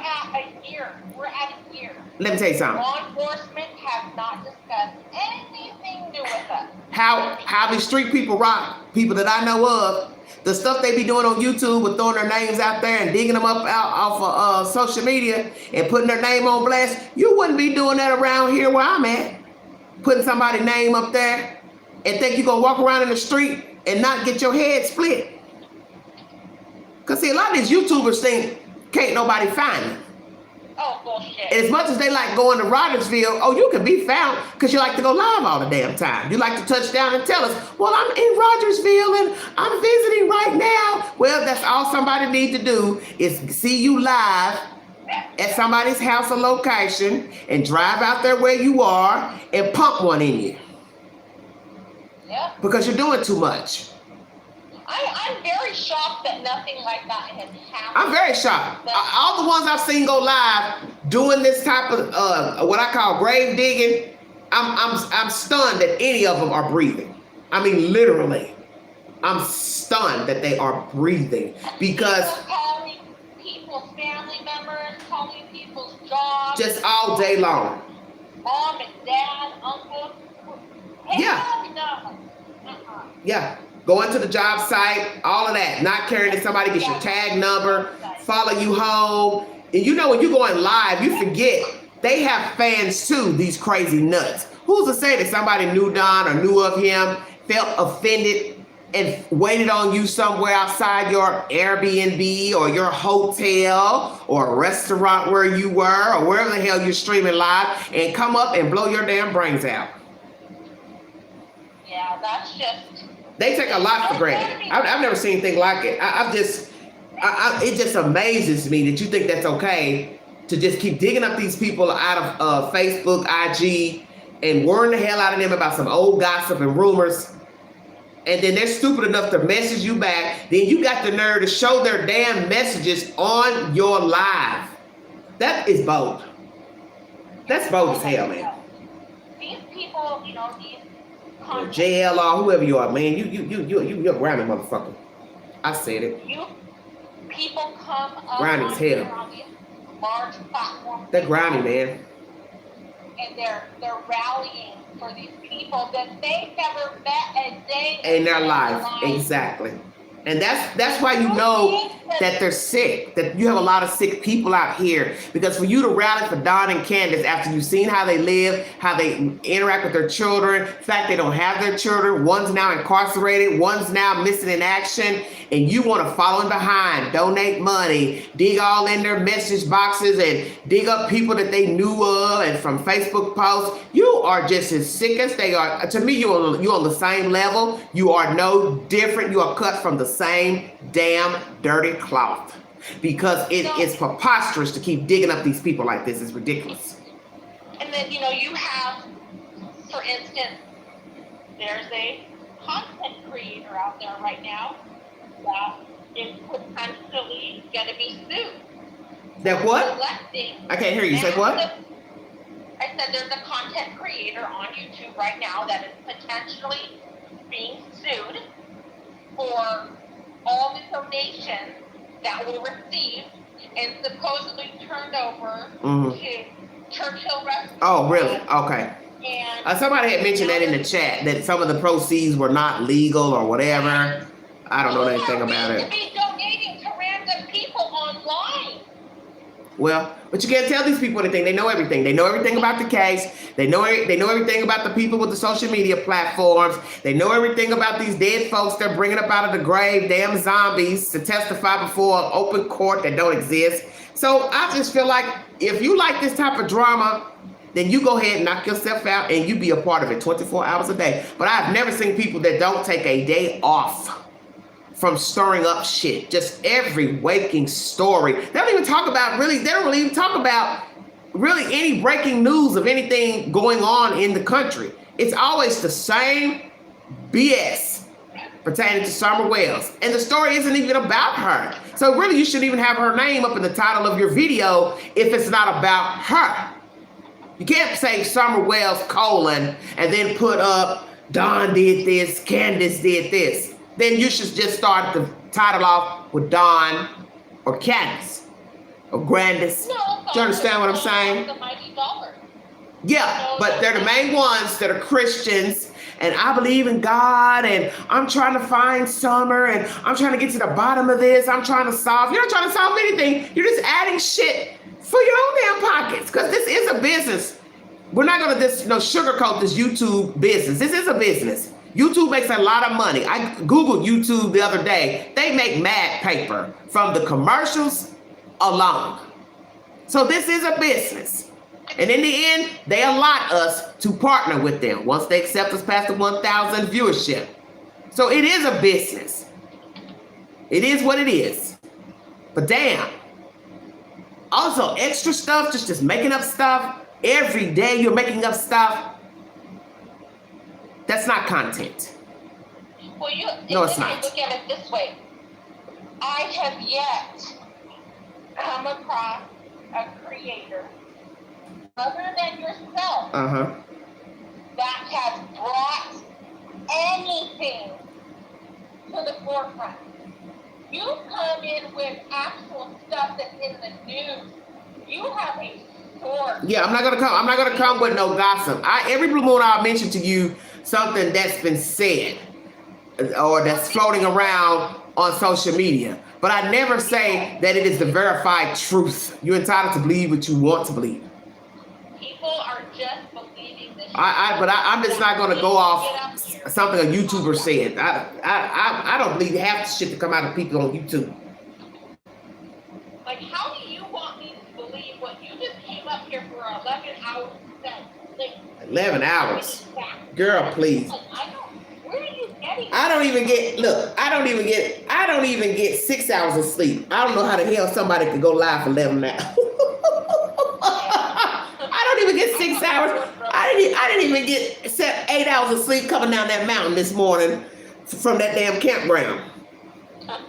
Oh my gosh. Boy, you talk about a ride. I said, I got to keep my eyes open up. I'm not getting ready to turn up me or this car. But it was beautiful. What I should have done was filmed coming in I should have had the camera pan going in, going up the mountain and going into Gatlinburg. I think you all would really enjoy that. The view of Gatlinburg. I think I'm gonna do that next time. Just go up there and let you all see Pigeon Forge, what it looks like up there. Pigeon Forge and Gatlinburg. It's really nice. It's like Old Town. I don't want to say. I want to say maybe Austria. How the buildings are, like the what's that? Like Candyland houses. Oh yeah. That's what Gatlinburg is like. Like the cookie cutter house. Cookie cutter, yeah, with the icing on it and the old time houses you would see over in Europe. I love that. Yeah, I think it has more of a not a German background, but I want to say Swedish. Gatlinburg. It's one of those nationalities. Is how it came to be. So it's like old town buildings. It's really nice.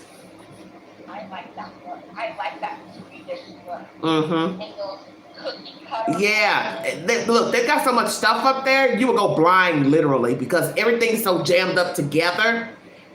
You got restaurants, places to buy food, places to buy whatnots, and the Ripley's Museum, the aquarium, everything was jumbled up. It's jumbled up together. I was trying to find the directions to the aquarium because it was near the exit where I was supposed to turn. Hell, I didn't even see the aquarium. My cousin's boyfriend said, just look for the aquarium. And I thought, where is it? With all this stuff I can't see. Because there's so much stuff to look at. See, I like that. I like to be able to walk around. Oh, then you would love it, honey. You would love it. The kids would love it too. Oh yeah, I love doing that. Like when wherever we travel to, we like to go and always look at that old town, like Oh, and then you would love Gatlinburg, and that's all. It's filled with older buildings. Yeah. They're foreign looking, the buildings. So do you believe? So let's start here then. The allegations of the drugging. Do you believe Jody Sue's allegation? I don't know what to believe. No, I mean, look at. To me, she's probably just running her mouth because she's looking for attention. Okay. She's losing subscribers. So why is she looking for attention? Was she looking for attention? Listen, was she looking for attention initially when she first opened her mouth on social media? Do you believe she was looking for attention day one with the allegation of a scream from Summer Wells? Huh? I believe she was just thinking, oh, look at this. I can make myself a platform. Okay. I'm going to make shit up. I'm going to say I heard a scream. So you don't believe in the scream? No. Okay. Well, that has basically been unverifiable by law enforcement, and Ronnie Lawson has spoken on that and the red truck. Yeah. I don't believe her. So why would somebody make that up? That they heard a scream? I'm thinking she made that up for attention. Okay. She wanted to make herself a platform. Okay. She knew that she could make some money. So you think she initially mentioned the scream just to have a platform and get money and donations? That's what you're saying? Okay. Yeah. Look at her. She has nothing. I don't look at her. Look, I don't look at her. I don't listen to anything she says. I don't listen to anything any of these people say. And let me make this clear during this live. I don't care about any of these people. It is not to bash them. It is just to bring out the truth pertaining to the case. I don't have anything positive to say about anybody that's bringing forth information without a damn receipt. And then when I see that you are trying to generate income off of talking about something that is a lie, hell no, I don't have any respect for you. And that's just how I feel. Because I don't know these people. And so far, all the stuff that's coming out has nothing to do with the child. So therefore, I can't sit here and believe that your intentions are genuine. No, I mean, you have none of this is sounded like nothing. People just get up here and just talk. That's all these creators do. If they can't come up here with something that's been in the news or... No, they're not going to never use the news. Every blue moon, they'll mention the news, but everything else is gossip. That's all it is, gossip. It's just rambling of the mouth. That's all it is. Just to hear themselves talk. I feel sorry. I do. When I was in the queue this evening, I said, I got to take a nap. I'm exhausted. And I saw that man's videos, and the first thing I said was, wow, you just glutton to just keep bringing forth all this drama and fuel when the girl is missing. Law enforcement hasn't told us anything.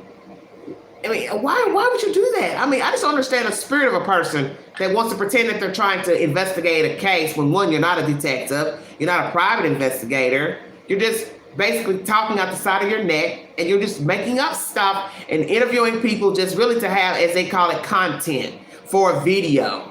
5-minute, 8-minute, 9-minute video, but it's not about anything because it's never about Summer Wells. And you don't have the right to keep putting her name in the title when you're not talking about her because there's no information out there about her. That's the point.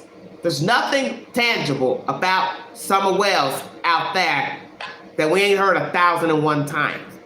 Just over and over and over. Same BS. Now you all are just digging up people from Candace's Facebook post, just digging up anybody you saw her in a picture where she tagged somebody. Well, let me go dig them up. You should have did that shit last year. You had all last year to just go digging up people.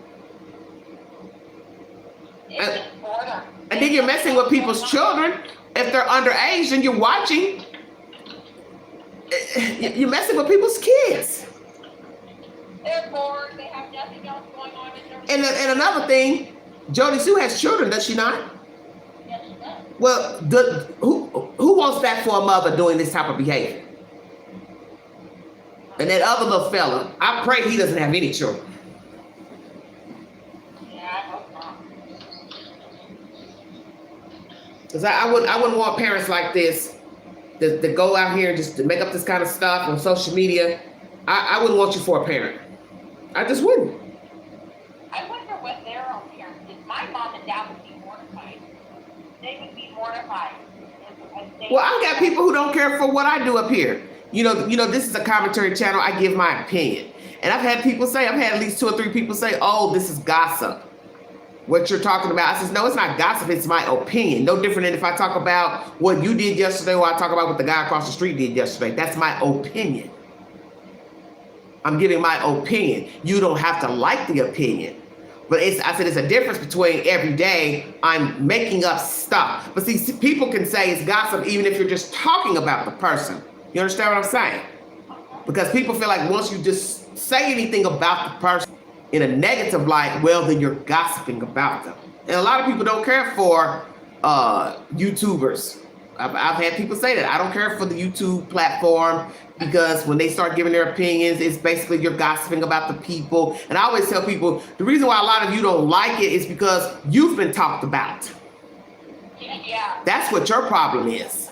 You're like these people that aid these bio donors. You've been talked about. You know you still doing shit out here in the street. You ain't got no business. So you don't want nobody talking about Pookie and Ray Ray and Bubba because you know people have done it to you because you were foolishly out here making mistakes in your life and people ostracize you. So you feel like, well, I don't want it done to other people because they've done it to me. But the thing is, when you're out here putting your business in the street, you can't get mad once your stuff is out here. That's why they tell you to think about the stuff that you're doing. That somebody's going to get wind of what you're doing. Somebody's going to see what you're doing. And you can't get mad if you go out here right now. Let's just say you catch a DUI charge. It makes the news or the newspaper. People start buzzing and saying, hey, did you hear that Pookie got arrested for a DUI? Now you're mad because people are talking about your dumb ass out here drinking and driving. Well, didn't nobody tell you to get your drunk tail behind the wheel of the car? And God forbid you kill somebody. Now you mad because it's a YouTube video or it's on the news.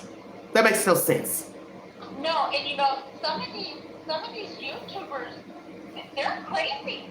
They're out here running background checks on people. Well, they know everything about you, every yeah. address, every Yeah. state, every speeding ticket. Yeah. Well, that's because they're bored. Because my thing is, why are you going through the extent of doing it? It's one thing when you're doing it about the storyline, the story you choose to talk about. But once you decide to turn the tables and do it on another YouTuber, you stepped out of line.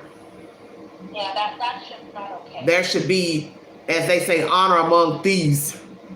But there is no honor up here. No, it's That's why it's quieter with just the uploads. You understand what I'm saying? No chat, no feedback. You upload the content, let the video ride. If you decide you want to leave the comment section open, it's, you know, to your own choosing. But it's quieter without the infiltration of spamming and crazy derogatory talk, and it's uninterrupted. You get your opinion out, cut the video, you're done. Because doing the lives, they get out of control. People don't like to control their guests and try to, you know, keep the calm between the people. The people have difference of opinions. Then they start arguing. Then you let them go back and forth, cussing and fussing each other. You have to have some type of decorum, whether the people agree or don't agree. And a lot of people are afraid to tell another person, hey, you know, you're getting out of pocket, you need to simmer down. And that's how people start to fall out. Because I've seen it on somebody else's platform. You sat there and let your mods disrespect my mods and myself with nasty commentary about me. Them people in the comment section don't know me from Adam. And if they saw me on the street, they wouldn't even be able to point me out. They wouldn't. No, Because I'm not favoring those bio donors in California. Well, if you want to favor trash, that's on you, but that has nothing to do with who the queen is.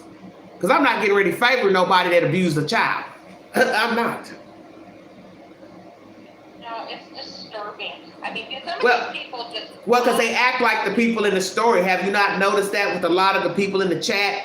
A lot of the YouTubers, they are the stories that we're talking about. They act just like the people in the stories. And I've said that about many YouTubers. They are one step away from being a YouTube story because of their behavior. Getting all crunk and falling all out with everybody and getting mad. And it's just like, you know, if this is what you own 24 hours a day, this is how you act in your personal life. Because my life is quiet. Once I shut this camera down, it's a wrap. I'm trying my best not to be around any foolishness. And it's not to say that I don't make mistakes in the people I talk to, but at some point when I see and smell the demon, I do my best to get on somewhere. Because I don't want it around me. Don't know how to decompress, you know. No, they don't.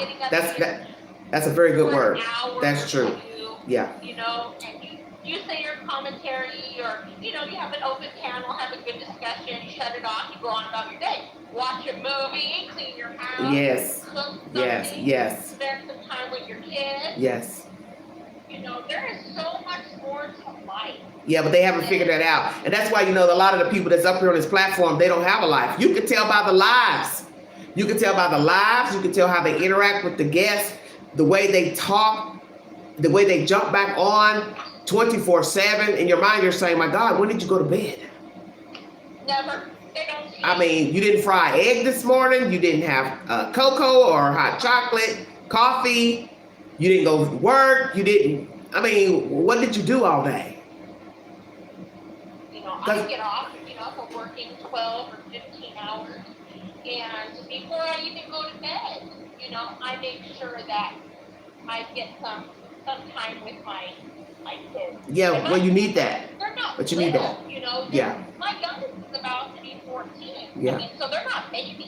Yeah. But I never want my kids to ever think that I never, you know. You're devoid. But a lot of people are devoid now because of social media. You've noticed that everywhere you go, people's faces are in their phones, looking at things, checking things. And it's a sickness to just always be checking a message, an email. I don't like dealing with any of it. I don't want to be in the emails all day. I don't want to be in the message all day. That's all I've done today is phone tag, taking care of business. You know what I'm saying? Just all day calling somebody to verify something, verify email. I hate that stuff. I hate it with a passion because I don't want to be in that phone morning, noon, and night. You understand what I'm saying? Yeah, you have to know how to decompress. You have to know how to, at some point in your life, just turn it off for the day. You have to. Yeah. Well, I have. The past couple of days, I hadn't done a live, and I said, well, I better get up here. Once I saw the queue, I said, oh, Lord, what is this mess up here? That's what I called you. And I was like, have you seen the latest? The latest nonsense. Right when you had called me, I had looked on YouTube, and I'm like, I wonder if she's made it home. She hasn't made a live yet. So And you know, I don't really like making a live about the he said, she said, because I feel like I'm just being a part of the nonsense. But I will address it because I know eventually somebody will ask me about it. So I decide if I want to, you know, mention it or not. So today I decided to address these allegations. And frankly, there's no proof that Don ever drugged his child or children. He's never going to admit to it. And if Jody Sue feels like that, she needs to bring a damn receipt. Yeah, that's just not something to get on. And don't you think that's going to fuel fire with that guy? Because he's not going to admit to that, is he? Has he responded? I don't think so. Actually, I could have sworn that I heard something where he said somebody was talking to me yesterday or the day before. Yeah. And he said, that shit ain't true or something like that. Something like that. Oh, Lord. See, that's going to keep her in odds with this guy. So that leads me to believe maybe she still has feelings for him if the allegations are false. Yeah, of course. Of course. I think that has a lot. So she's doing whatever she can to hurt this man allegedly. Of course. If the allegations are not true. If she has a thing for him, yeah. Then, and she's up here saying that it's all to be malicious. Yeah. Well, that means she's a very miserable person because we all can say bad things about people, how they mistreated us if indeed those allegations are true. But to just put a lie on them is wrong. Yeah, that's not something.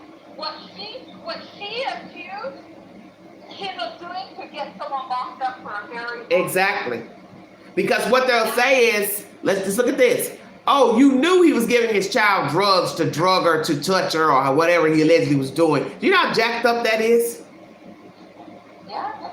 And then somebody's also going to ask Jody Sue, come on now. Well, Jody Sue, how long did you know these allegations? See, this is where it shows you she's a fool. She doesn't even know when she's put her own foot in her mouth and hanging herself. You're willingly admitting that you knew that somebody was giving drugs to a child for nefarious reasons. So that means you're a part of it too. So how are you different than Don or your ex? See, bingo card. You don't got no damn common sense. She's just a sick. You're just a sick, exactly. You said nothing. You said nothing. Thank you. Exactly. So you're just as dirty, as nasty as the father, if indeed the allegations are true. Don, he ain't gonna say nothing to admit to it. That man would be a fool to admit to it. So it's just your word against those two. Yeah. That's just, and this is somebody's mother. She was releasing text messages talking about hers and his sex life. Oh, what Lord. the hell? What makes you think I want to know about your sex life? And what does this have to do with the child? So this is just on her own YouTube channel. Yeah, she was talking about it already. So these is the same person that people were crying and moaning about on lives, that she's sickly, don't talk bad about her, I believe in her. And you've gone from supposed to be talking about a child to now your sex life. Okay. Yeah. Well, I wouldn't be in her chat. I wouldn't be in her chat. There's nothing that Jody Sue would have to talk about that I would be of any interest of. No. As Reed says, can we agree that we're sick of Jody Sue? Shaking my head. Yeah. Because I rarely ever talked about Jody Sue because I didn't want to get into all that he said, she said stuff about these people, what they have to say about Don, Candace. But there comes a point when you all need to just stop doing these lives. You need to stop making up all these wild stories about people because I got a feeling that one day one of you all are going to get hurt. You're going to go out your door and you're going to meet your maker because you just won't stop gossiping about these people that you don't like, you done fell out with, and people don't seem to understand. You have people out here who have nothing to lose. Just like that little kid that went shooting those people in Illinois. Well, guess what? There are people just like him walking around. They will beat the hell out of you. If they don't shoot you first. Was you out here on social media making up stuff because you want attention, you're mad, you're angry. You know? Oh, Lord have mercy. Right, she's supposed to have cancer, smokes 5 packs of cigarettes a day. Well, I don't know. I don't watch her. I don't watch her. That was the first thing. I don't know who made that comment, but that was the first thing I said. Well, if she smokes cigarettes, then she doesn't care about having cancer then. Nope. She's not that sick. Because I think anybody that has cancer, especially throat cancer, you definitely know not to be smoking cigarettes. Not only only that, but like with people that are really have cancer or have had cancer and they have fought for their life, they take what the doctor says into account. They don't normally go out and have a couple times a day. Well, Value your life. Well, you know, many people were judging, you know, don't say nothing about her voice, how she talks, blah, blah, blah. Well, my thing is that it's only going to be a matter of time that all this drama is going to catch up with her and these other people, because the karma has to come home. It has to boomerang back at some point. And I don't understand, what are you getting out of making up these stories about these people? You don't like them? Okay, you don't like them. Then keep it moving. Why even talk about them? You don't like them. Then just talk about something else. She has nothing else to talk about. That's the thing. She has nothing relevant in her life to talk about other than this shit. So yeah, let's talk about that. Tracy's mentioned that. Allegedly from that guy's video, they allegedly picked her up for questioning about this allegation. Do you believe that? How the hell does he know? Yeah. He doesn't know anything. I'm sick. I look at his little videos just out of curiosity when I see him in the queue, but I tell myself he's a sick puppy too. He's a real sick puppy. And the thing I've noticed about him, he just seems very feminine to me, because I don't know a man that makes videos just back to back on this gossip. That's shit that women do. I don't know any straight men that do that. I don't.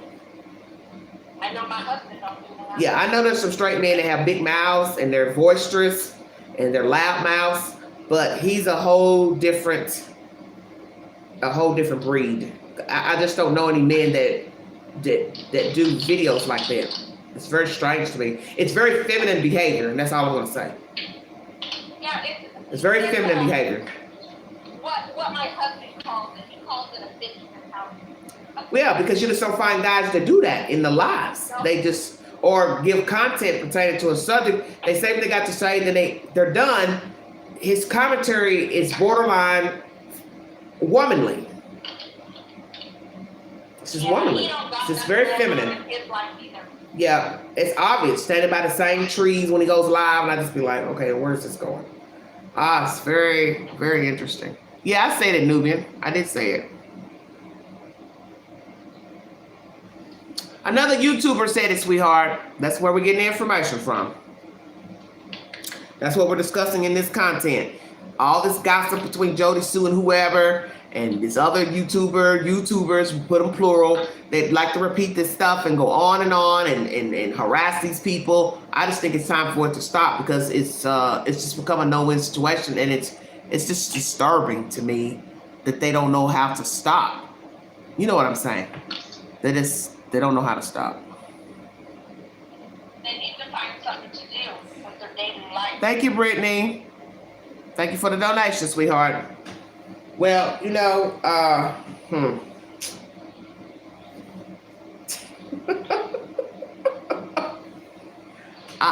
think it's, I just shook my head today when I saw it. I said, wow. We need to get off to.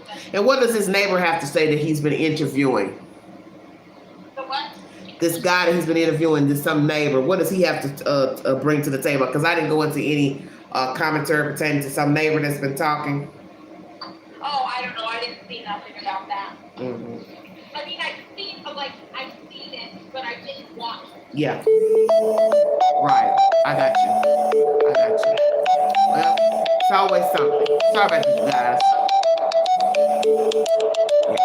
Angel's very important today. They are worrying the hell out of me.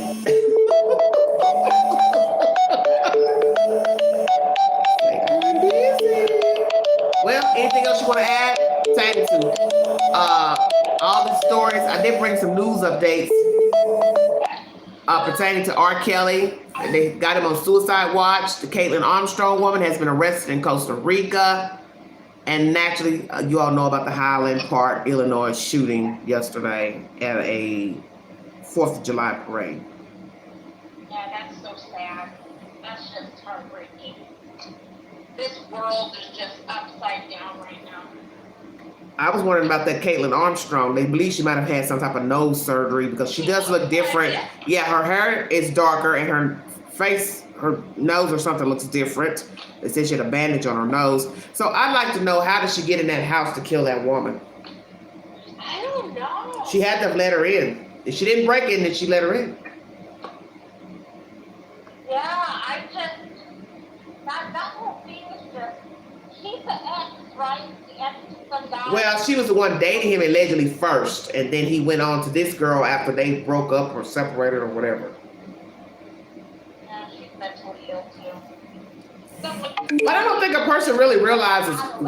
I don't think a person really realizes what it takes to go on the run. You gotta have money, and then you need to stay underground. So becoming a surf instructor or going surfing and allegedly broke your nose, all that is just nonsense. You gotta come outside at some point. And there's always gonna be that one person that's gonna look at you and say, you look like that person. You think you go to a foreign country, they don't watch social media. Hey, they're bumping into glass and walls too, looking at their cell phones. Yeah. That's what people don't understand. People look at their cell phones everywhere. Everywhere. You'd have to literally go in a small village where there's no damn Wi-Fi. I try to tell my kids, I've taught my kids. Yeah. Like when I'm home, I'm off. Yeah. We eat dinner. I grew up eating dinner at the kitchen table. Yeah. My kids have grown up eating at the kitchen table. We Yeah. have a rule. I think that's where you should eat. Yeah. But you need to decompress. What do you care about your day? What you do at Yeah. football? Well, people aren't sharing anymore. That's the problem. People aren't sharing. People aren't asking their children anything. People aren't asking their mates any type of engagement, any type of conversation. People are just going and coming, stepping over one another, messaging each other with their cell phones in the same damn house. You're in a small house, sending a text message to somebody else. Hey, dinner's ready. Hey, I'm getting ready to leave. This is crazy. Nobody talks or conversates. I talk to my husband all the time. We talk about real life. What did you do today? How was work? How was your patient? What did you do when you got home? Just real conversation. Have you talked to your mom? Well, a lot of people don't. That's why people are numb, and they're so accustomed to texting and sending text messages as conversation. I tell people, I'm not going to sit here and text with you back and forth. It's one thing if you're on a line with somebody else on a phone and you see I'm texting you, calling you, or you want to respond and let me know, hey, I'm on the phone. That's different. But you can't talk to them and then engage in a text message back and forth with me. And I think when you trying to get to know somebody, it's rude to be texting back and forth in a new courtship or relationship. I think it's rude as hell. Yeah, you got to know how to communicate over the phone, face to face. But a lot of people don't now because they've gotten accustomed to texting, such as you meet somebody new, they say, can I get your number, however you met. Let's say you met over a social media app. So why would I want to sit here and give you my number to only text you from number to number? And I'm 50 years old. How do you even get to know somebody through text? I think that's gonna be my next live. I had one planned for the other day about the changing of the sex and the surgeries. I've got to do that one. But the texting, that needs to I need to do a live on that. Have we gotten too accustomed to social media and only dealing with people through apps and messaging? Because I don't understand how people walk around saying, I'm not a talker, and hear men say that, I'm not a talker, I don't like to talk. Well, you know what, baby? There was a time when there was no text messaging. So what were you doing before, 10, 15 years ago, when people weren't really texting? You want me to believe you still were texting? 20 years ago, you were texting. You were not texting 20 years ago. You had to talk to somebody on the phone. Now, social media. Oh, it's bad. Yeah, it's bad, though. No conversation. Exchange a phone number to only get a text. Hey, what's up? Or abbreviating everything. WYD. As some woman said in a meme, that shouldn't even be a conversation to even have with a grown man. WYD ? That's a conversation for a child. Because a grown man at 30 shouldn't be abbreviating stuff.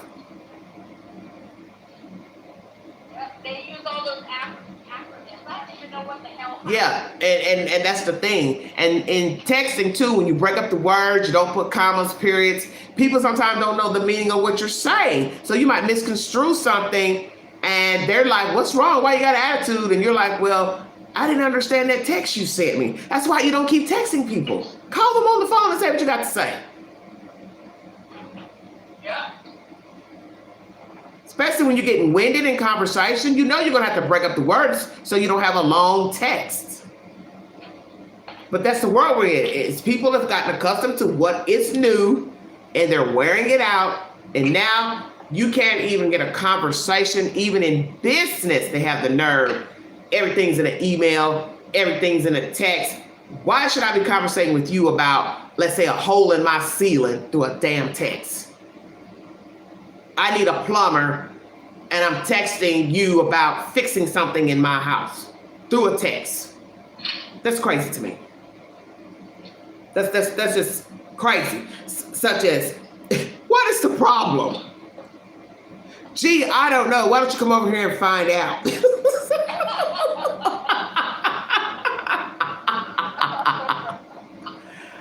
Somebody, a newbie in UK says, I work in a school, children can't spell. It's so sad. Yes, right, and no social skills. But you're programming children and adults to be lazy, to be complacent, to be honorary, because that's all texting is. Say what you want and check out. Gotta go, busy, on the phone, in traffic, driving, at the doctor's office. See what I'm saying? Yep. Get back with you. Talk to you later. Can't talk. Text later. Just 1-2 words and conversation's over. God forbid you're ringing, or texting back, hey, I need to talk to you. It's something important. I got to ask you something. I got to tell you something. I don't feel like texting. No response. But that's the world we're in.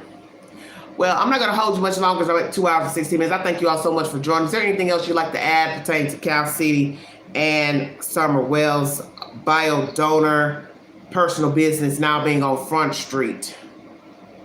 I just think they're all a bunch of dirty words. Okay. Hey, Marge, how you doing, baby? Well, I think it's pathetic, as I say, because I don't like using the word sad. Sad is used, overly used. I think it's pathetic to make videos every day about the same gossip and new gossip and stuff on people's Facebook pages and media pages and trying to put stuff together. I think that needs to stop. It's boring and it's not conducive to finding the child. No. And you're only adding fuel to the fire of an already grim situation of a little girl missing, and you're not helping the situation, and you're not genuinely concerned about Summer's welfare or any other person's welfare, because you're just doing it just to have something to do. You know, my thing is, if you're not really into making the content be relevant and as I say, trustworthy and genuine, then don't do it. Don't do it. But you can't tell these people anything. You know, batting your lashes like a woman, it's sickening to me. And I'm going to say it in this live because somebody needs to say it. It's sickening to me. You know, the only thing it's missing is lipstick. I said that. That's all it's missing. As we call it, a painted pig. That's all it's missing. A tube of lipstick. Because I'm starting to really wonder, is it a boy or is it a girl? I'm just saying.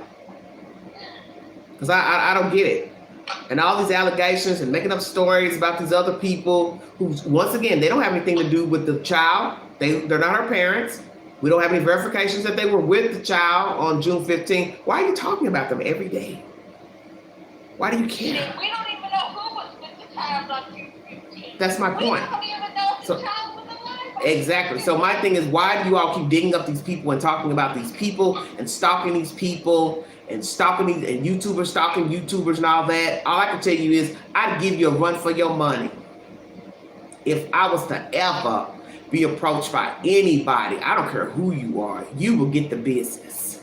It'd be your last time giving me any grief on anything. I've already had to give somebody the business the other day and they got somewhere real quick. I don't play that. You understand what I'm saying? Yeah. My personal space, don't you ever. Because if I'm not in your peripheral, I'm not bothering you, I'm not talking to you, you don't have any reason to say anything to me out of the way about anything. And I see that now with a lot of people. People have gotten more jiggy, and they love to stir the pot, but what they can't do is back it up. See, the backing up is where they cower down. They won't.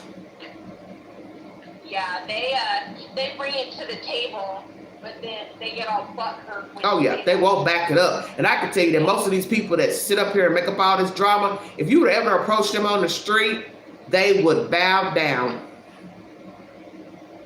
And that's in the scripture. And that's in the scripture, that they will bow at your feet.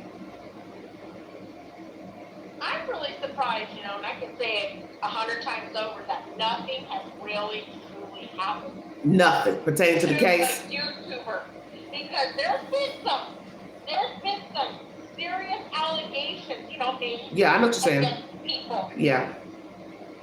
And that you're messing with somebody's livelihood, You don't know what people are capable of. Yeah, and see, that's what you have to think about. And that's what you have to think about when you're going tuber to tuber, people in the street, people you're putting in the story that you don't have no verification that they have anything to do with the story. You don't ever think that they can find you and do just exactly what you're doing and bust you to the white meat. Do you understand what I'm saying? And then the story would then be about you because you were meddling with stuff that didn't concern you. Because you take a chance just talking about this stuff and somebody don't like your opinion, they can try to find you. But when you start lying and just harassing random people, you're out of line. That's not storytelling. That's not getting to the bottom of anything. It's just not. I mean, it's one thing to say, well, I'm trying to figure out what happened to this kid, right? But when you just start digging up things that don't have any validity, it's out of line. Because so far, law enforcement hasn't told us anything pertaining to her disappearance. No, they've said nothing. We haven't heard. Hey, Just Man, how you doing, baby? We haven't heard anything other than them saying the case is not cold. That's it. That's it. They haven't verified who was with her, who wasn't with her. They haven't even, you know what they haven't done? And these other YouTubers love to do, they haven't yet verified every place Summer Wells went on June 15th. No. Don't you find that interesting?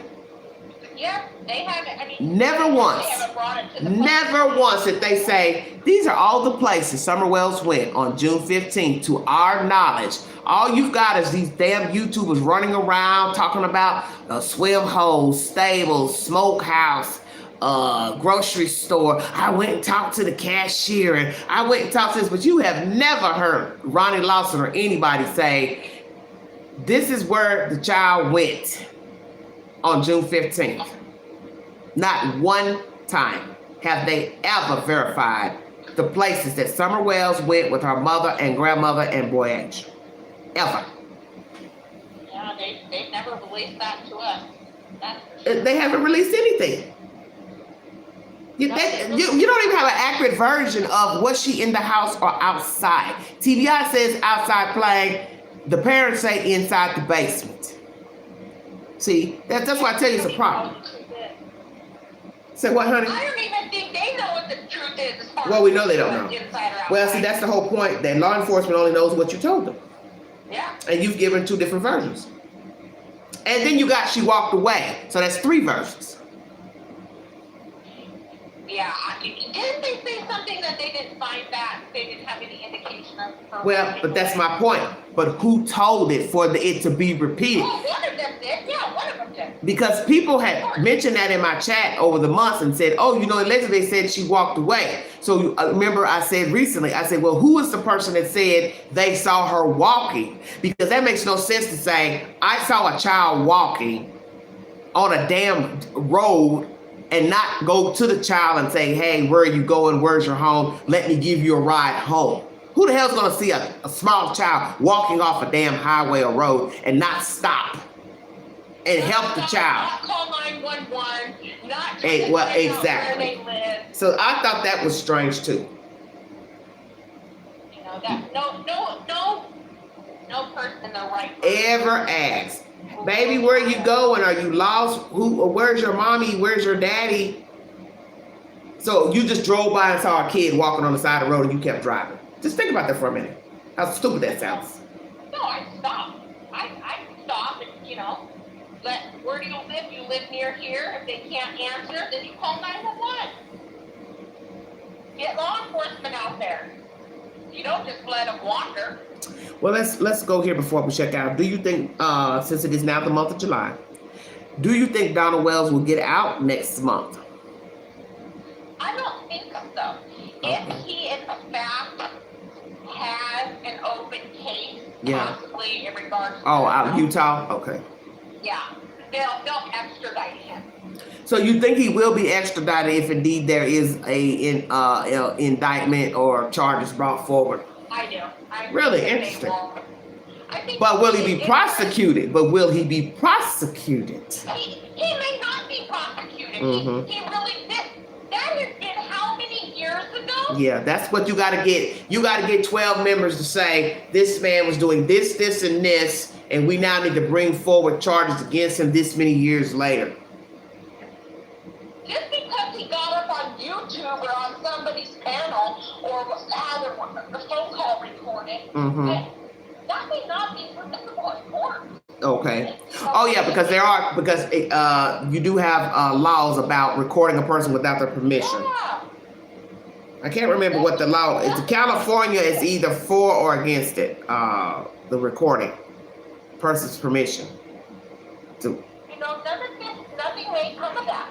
You know what I mean? Like, we may hear nothing about it. And wouldn't that be interesting that nothing happens from the Utah situation? Yeah. And you know, at the end of the day, I mean, why would you wait 20 years or 30 years? I don't know. Why? And that's another strange thing that I tell people that don't focus on the details. If I was so adamant that this person hurt or harmed me and I was offended or sick or distraught, why would I not have gone to authorities and said at some point in my life, hey, this guy did this to me as a child, I'm traumatized, blah, blah, blah. Why would you only wait when you hear he has a daughter missing and you just want to assume that that has something to do with it, that possibly he touched her and that's some reasoning behind her disappearance when you don't know Don, except for allegedly those allegations, but you haven't seen him in years, you don't talk to him, you don't know what he's been doing, nothing. It's very strange. Yeah, that was another, to me, that was another money grab. Somebody said they live in Hawkins County. They don't hear much about Summer. Somebody in the chat said they live in Hawkins County. They don't hear much about Summer. I just think it's very interesting about that situation, too, that there weren't a lot of people rallying in Rogersville, the county, when this story first jumped off. It's strange to me. You know how some cases jump off when you see people out all the time talking about a person missing? You know what I'm saying? Adult or a child. Yeah, you really didn't hear a whole lot about it. And you didn't hear a whole lot about, you know, Cal City boys either, I don't think. I don't think that they got a lot of press coverage. Well, there are people in California would say that they would come in the chat and say they had never even heard of the story. Yeah. There were people in California that didn't even know that the boys were missing. I thought, what the hell are you saying?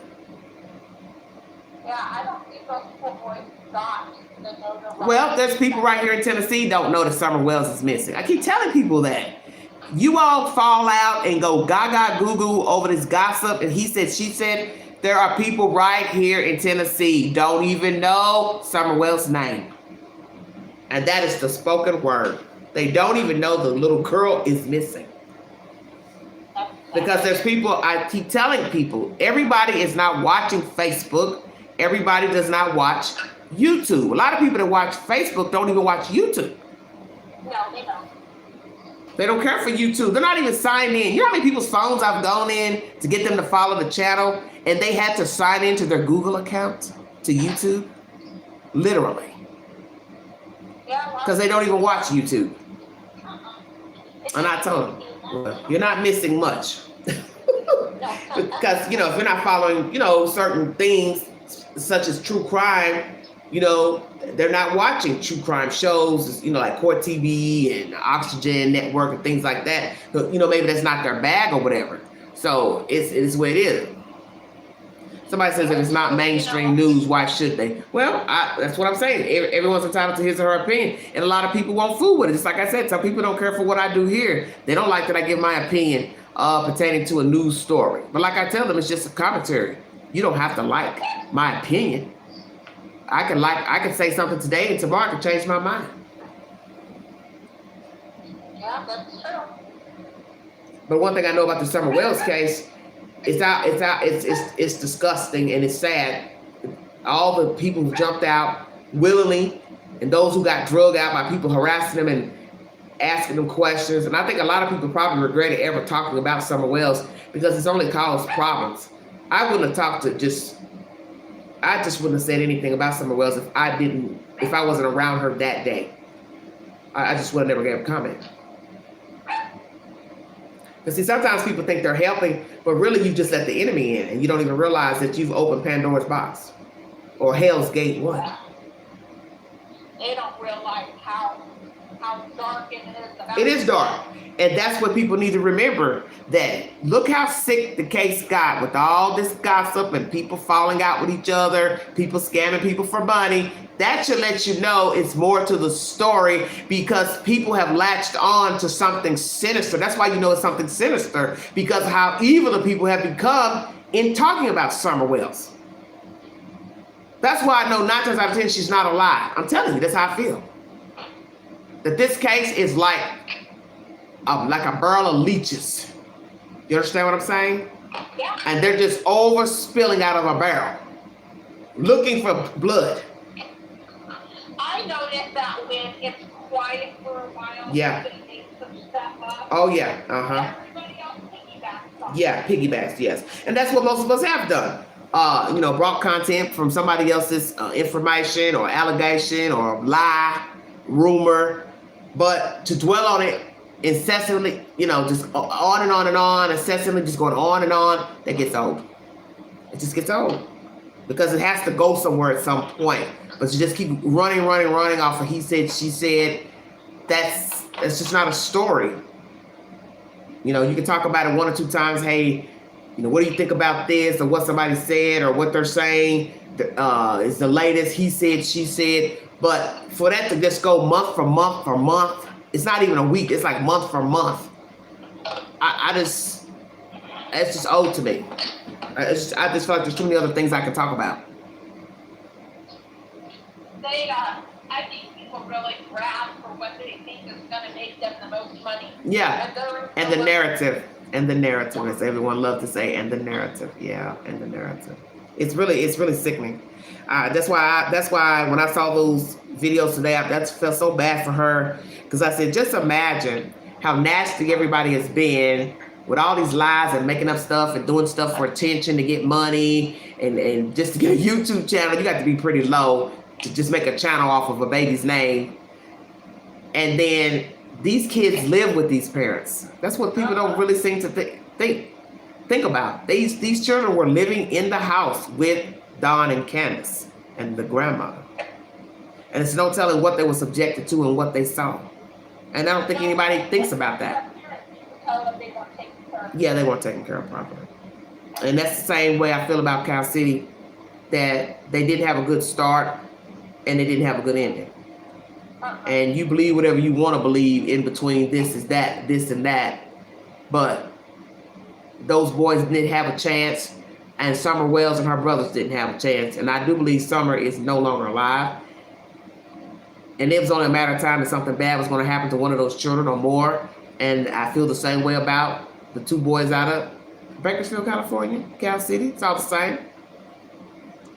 I don't think she's alive. Nobody had good intentions. That's obvious. Little bitty babies going from house to house. You have to ask yourself, why would 2 small children who weren't even 6 or 7 going from house to house from birth, damn near birth? Come on now, think about that.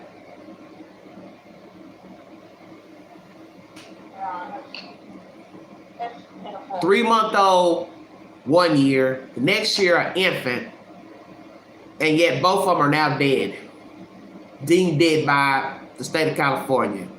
And you want me to sit here and believe it's all the state's fault. How this story came to be. No, I don't believe that. Because they're not mind readers. Say what, honey? I seen an article on Facebook last week, and it was in regards to this press conference she did, or whatever it was. Yeah. And I was really shocked that 200 and some odd comments that were on there were just ripping her to shreds.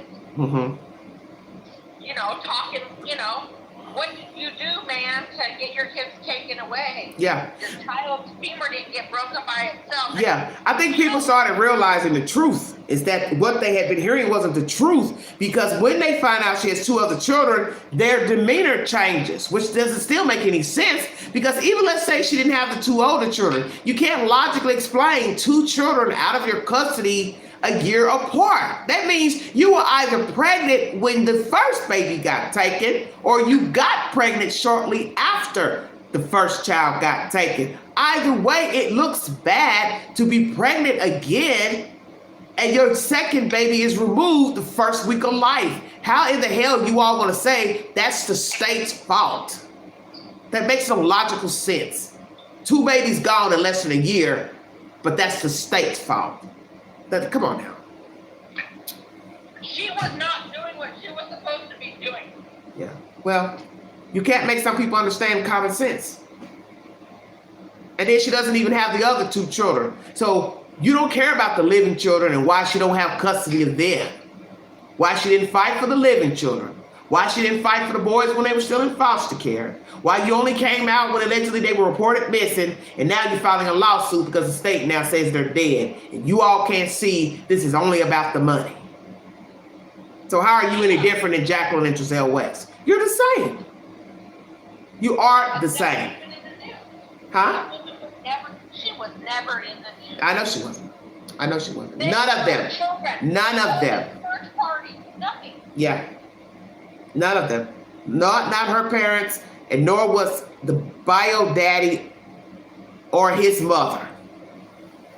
Only when the state probably went to them and told him, we believe your kids are dead, is when he went and got him a lawyer. That's why I thought it was strange when he came out, because I smelled a rat then.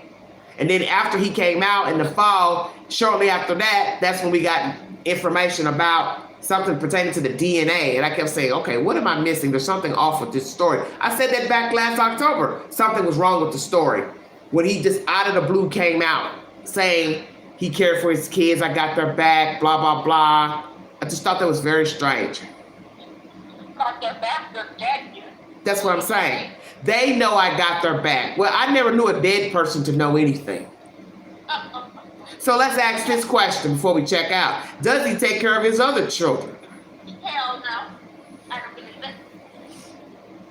And how many baby mamas are those? Are they all have the same baby mother, or they're different baby mothers? And that's right. Do you pay child support for your other children, sir? See, nobody asks any of those questions, ever. And that's what amazes me about people. That they don't even ask basic questions pertaining to a story. And then they just jump up and aid these people who have been nowhere around while the children were fluffing around from foster house to foster house. They go missing. Only the cousin comes out to speak. And then many months later, the father pops up like Jack in the Box. And then months later, after he comes out with a lawsuit, here comes Rondine, she and her mother with one. And it's just like, are you serious? You're the parents of these children, and you two are not even on the same lawsuit. I knew then, I said, man, these are some dirty ass black folks I have seen in my life. You all are vile, man. You have shown your true colors. I wonder, this cousin of his, the one that's really gone out and rallied for his kids. Yeah. I mean, I don't know her from Adam and Eve. Yeah. But she seems like she has very pure intentions. She seems very, heartfelt. she's pounded the pavement for these kids. And I wonder if that's because she knew that he wouldn't. I don't know.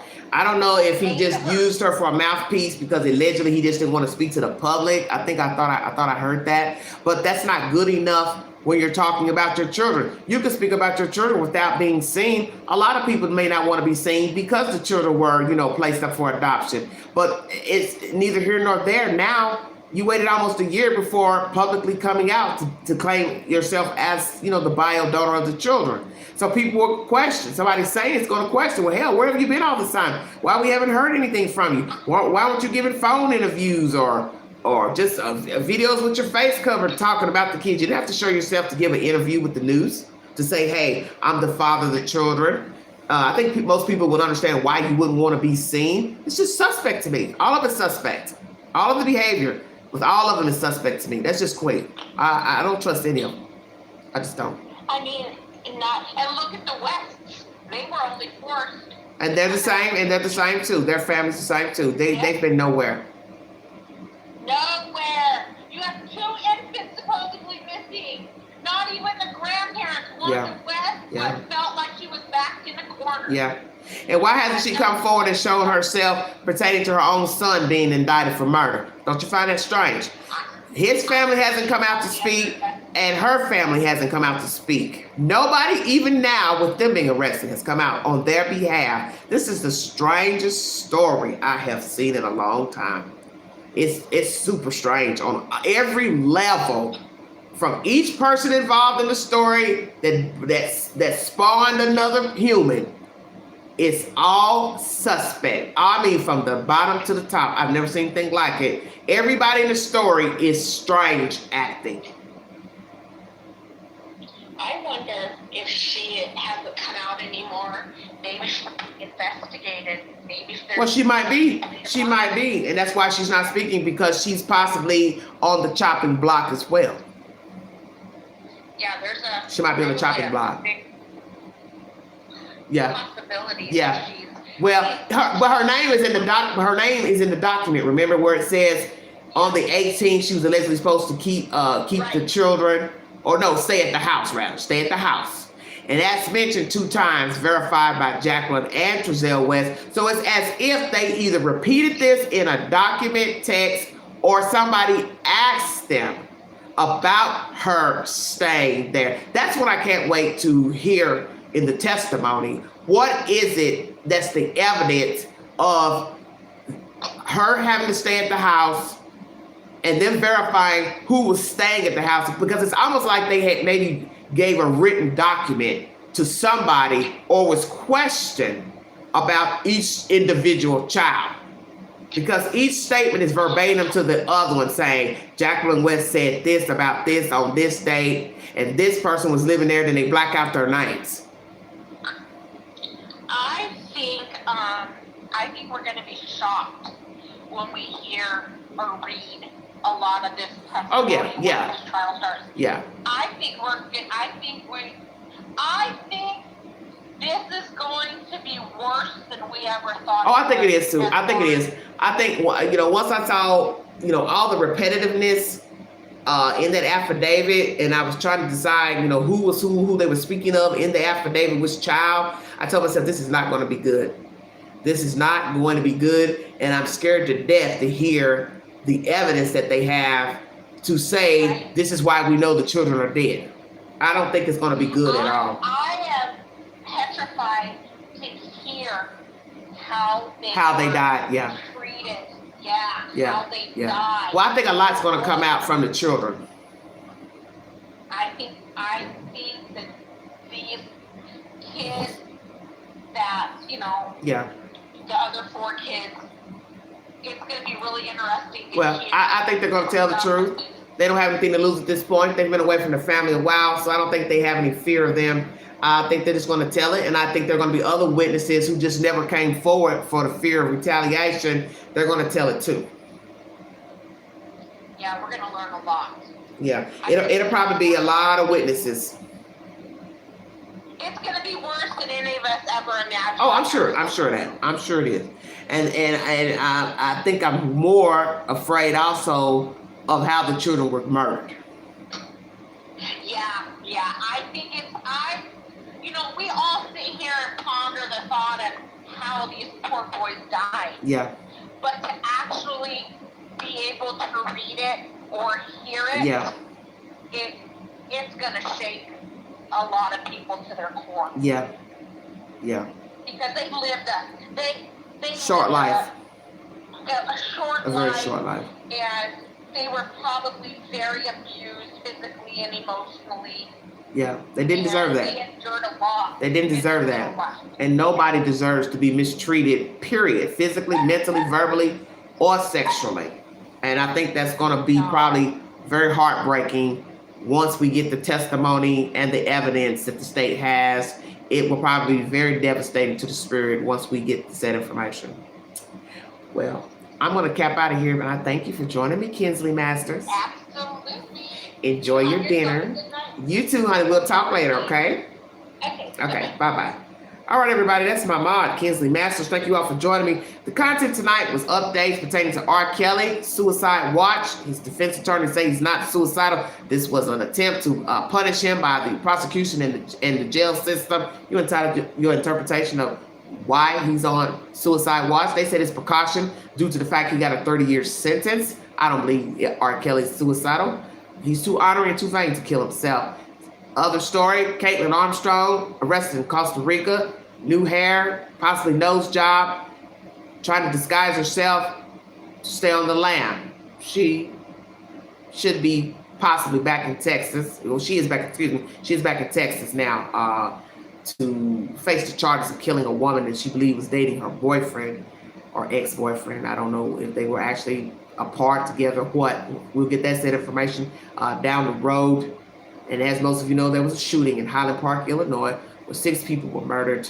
I will possibly not cover that story, but I'll put updates to the story on my community board. I want to thank you all for following the content. The main stories for this live will pertain to Cal City and allegations from the bio donors in the affidavit lawsuit against them, against the state, Jacqueline Giselle West. And the second live is pertaining to Summer Wells, who is currently still missing. We're going into a new month, into a new year, and she's still not been located, found, and there are new allegations out in the rumor mill pertaining to her father and who he's bedded, not bedded, which are irrelevant to the disappearance of a child. And Jody Sue, you ought to be ashamed of yourself to be spewing this venom and nonsense when this child has been missing an entire year and nobody's come forward to bring any valid information pertaining to her disappearance or her whereabouts, and to continuously gossip and make up stuff because you're mad at the world or mad at your baby daddy, husband, ex-husband, new husband, old husband, Pookie husband, Ray, whoever, Bubba. You need to grow up.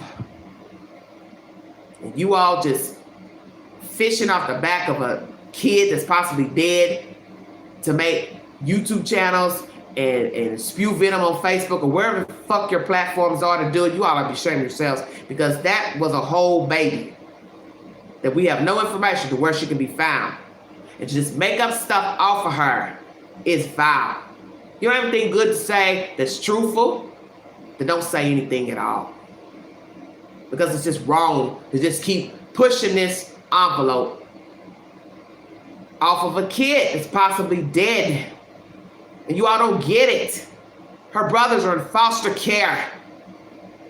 And she is possibly dead somewhere out here, no longer whole. So what the hell are you gaining by digging up these dead folks out of Facebook, stalking them, bothering them, and you other people affiliated with their parents, neighbors, whatever, jumping out of clown cars, making up stuff, passing lies, pretending you're bringing content about them, and you're not doing that. And you're not helping. And you're showing to me you're no different than Don and Candace. And you're no different than these other whack-ass people out here in these stories that have abused people and hurt their damn kids. You're cut from the same damn cloth. And frankly, maybe somebody should be calling DHS on you and tell them you don't need to have your damn children. Because we have to question your motivation being a parent and why you're out here spewing venom on social media about some deadbeat ass guy that you were tangled up with when you are supposedly somebody's mother. Because first, you're a human first. Then you're somebody's parent. And obviously, you don't care about your own livelihood. You don't care about your kid. And you don't care about your disposition or your reputation. It's despicable. And the rest of you joining in, you ought to be ashamed of yourselves. Because you all don't care anything about Summer. You don't care about her brothers. You don't care about these other stories that you lean into. Just pushing fluff out there for a bunch of gullible green people who believe anything, you know. Oh, the sky's orange because a YouTuber said it was. You people need help. You people need help. And I'm going to tell you what's going to happen.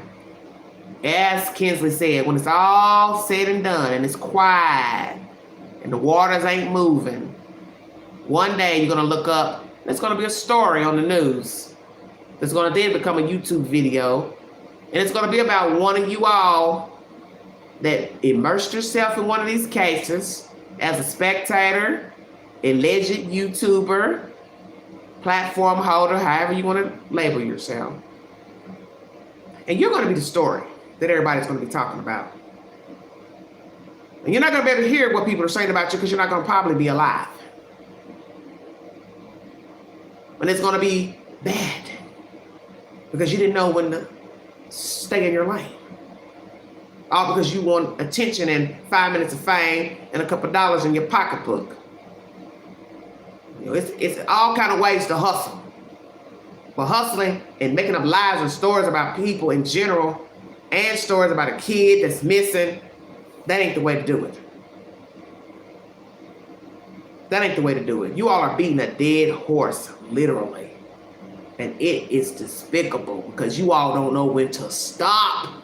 And it's sad when you can go all night making jokes on and on and on about these stupid ass people. It gets old. There's other things that you should be able to talk about.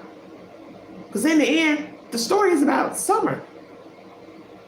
Not who her daddy knew, not who her daddy slept with, not who her mom was hanging with, the sexuality of her mother, what the father did in Utah and New York.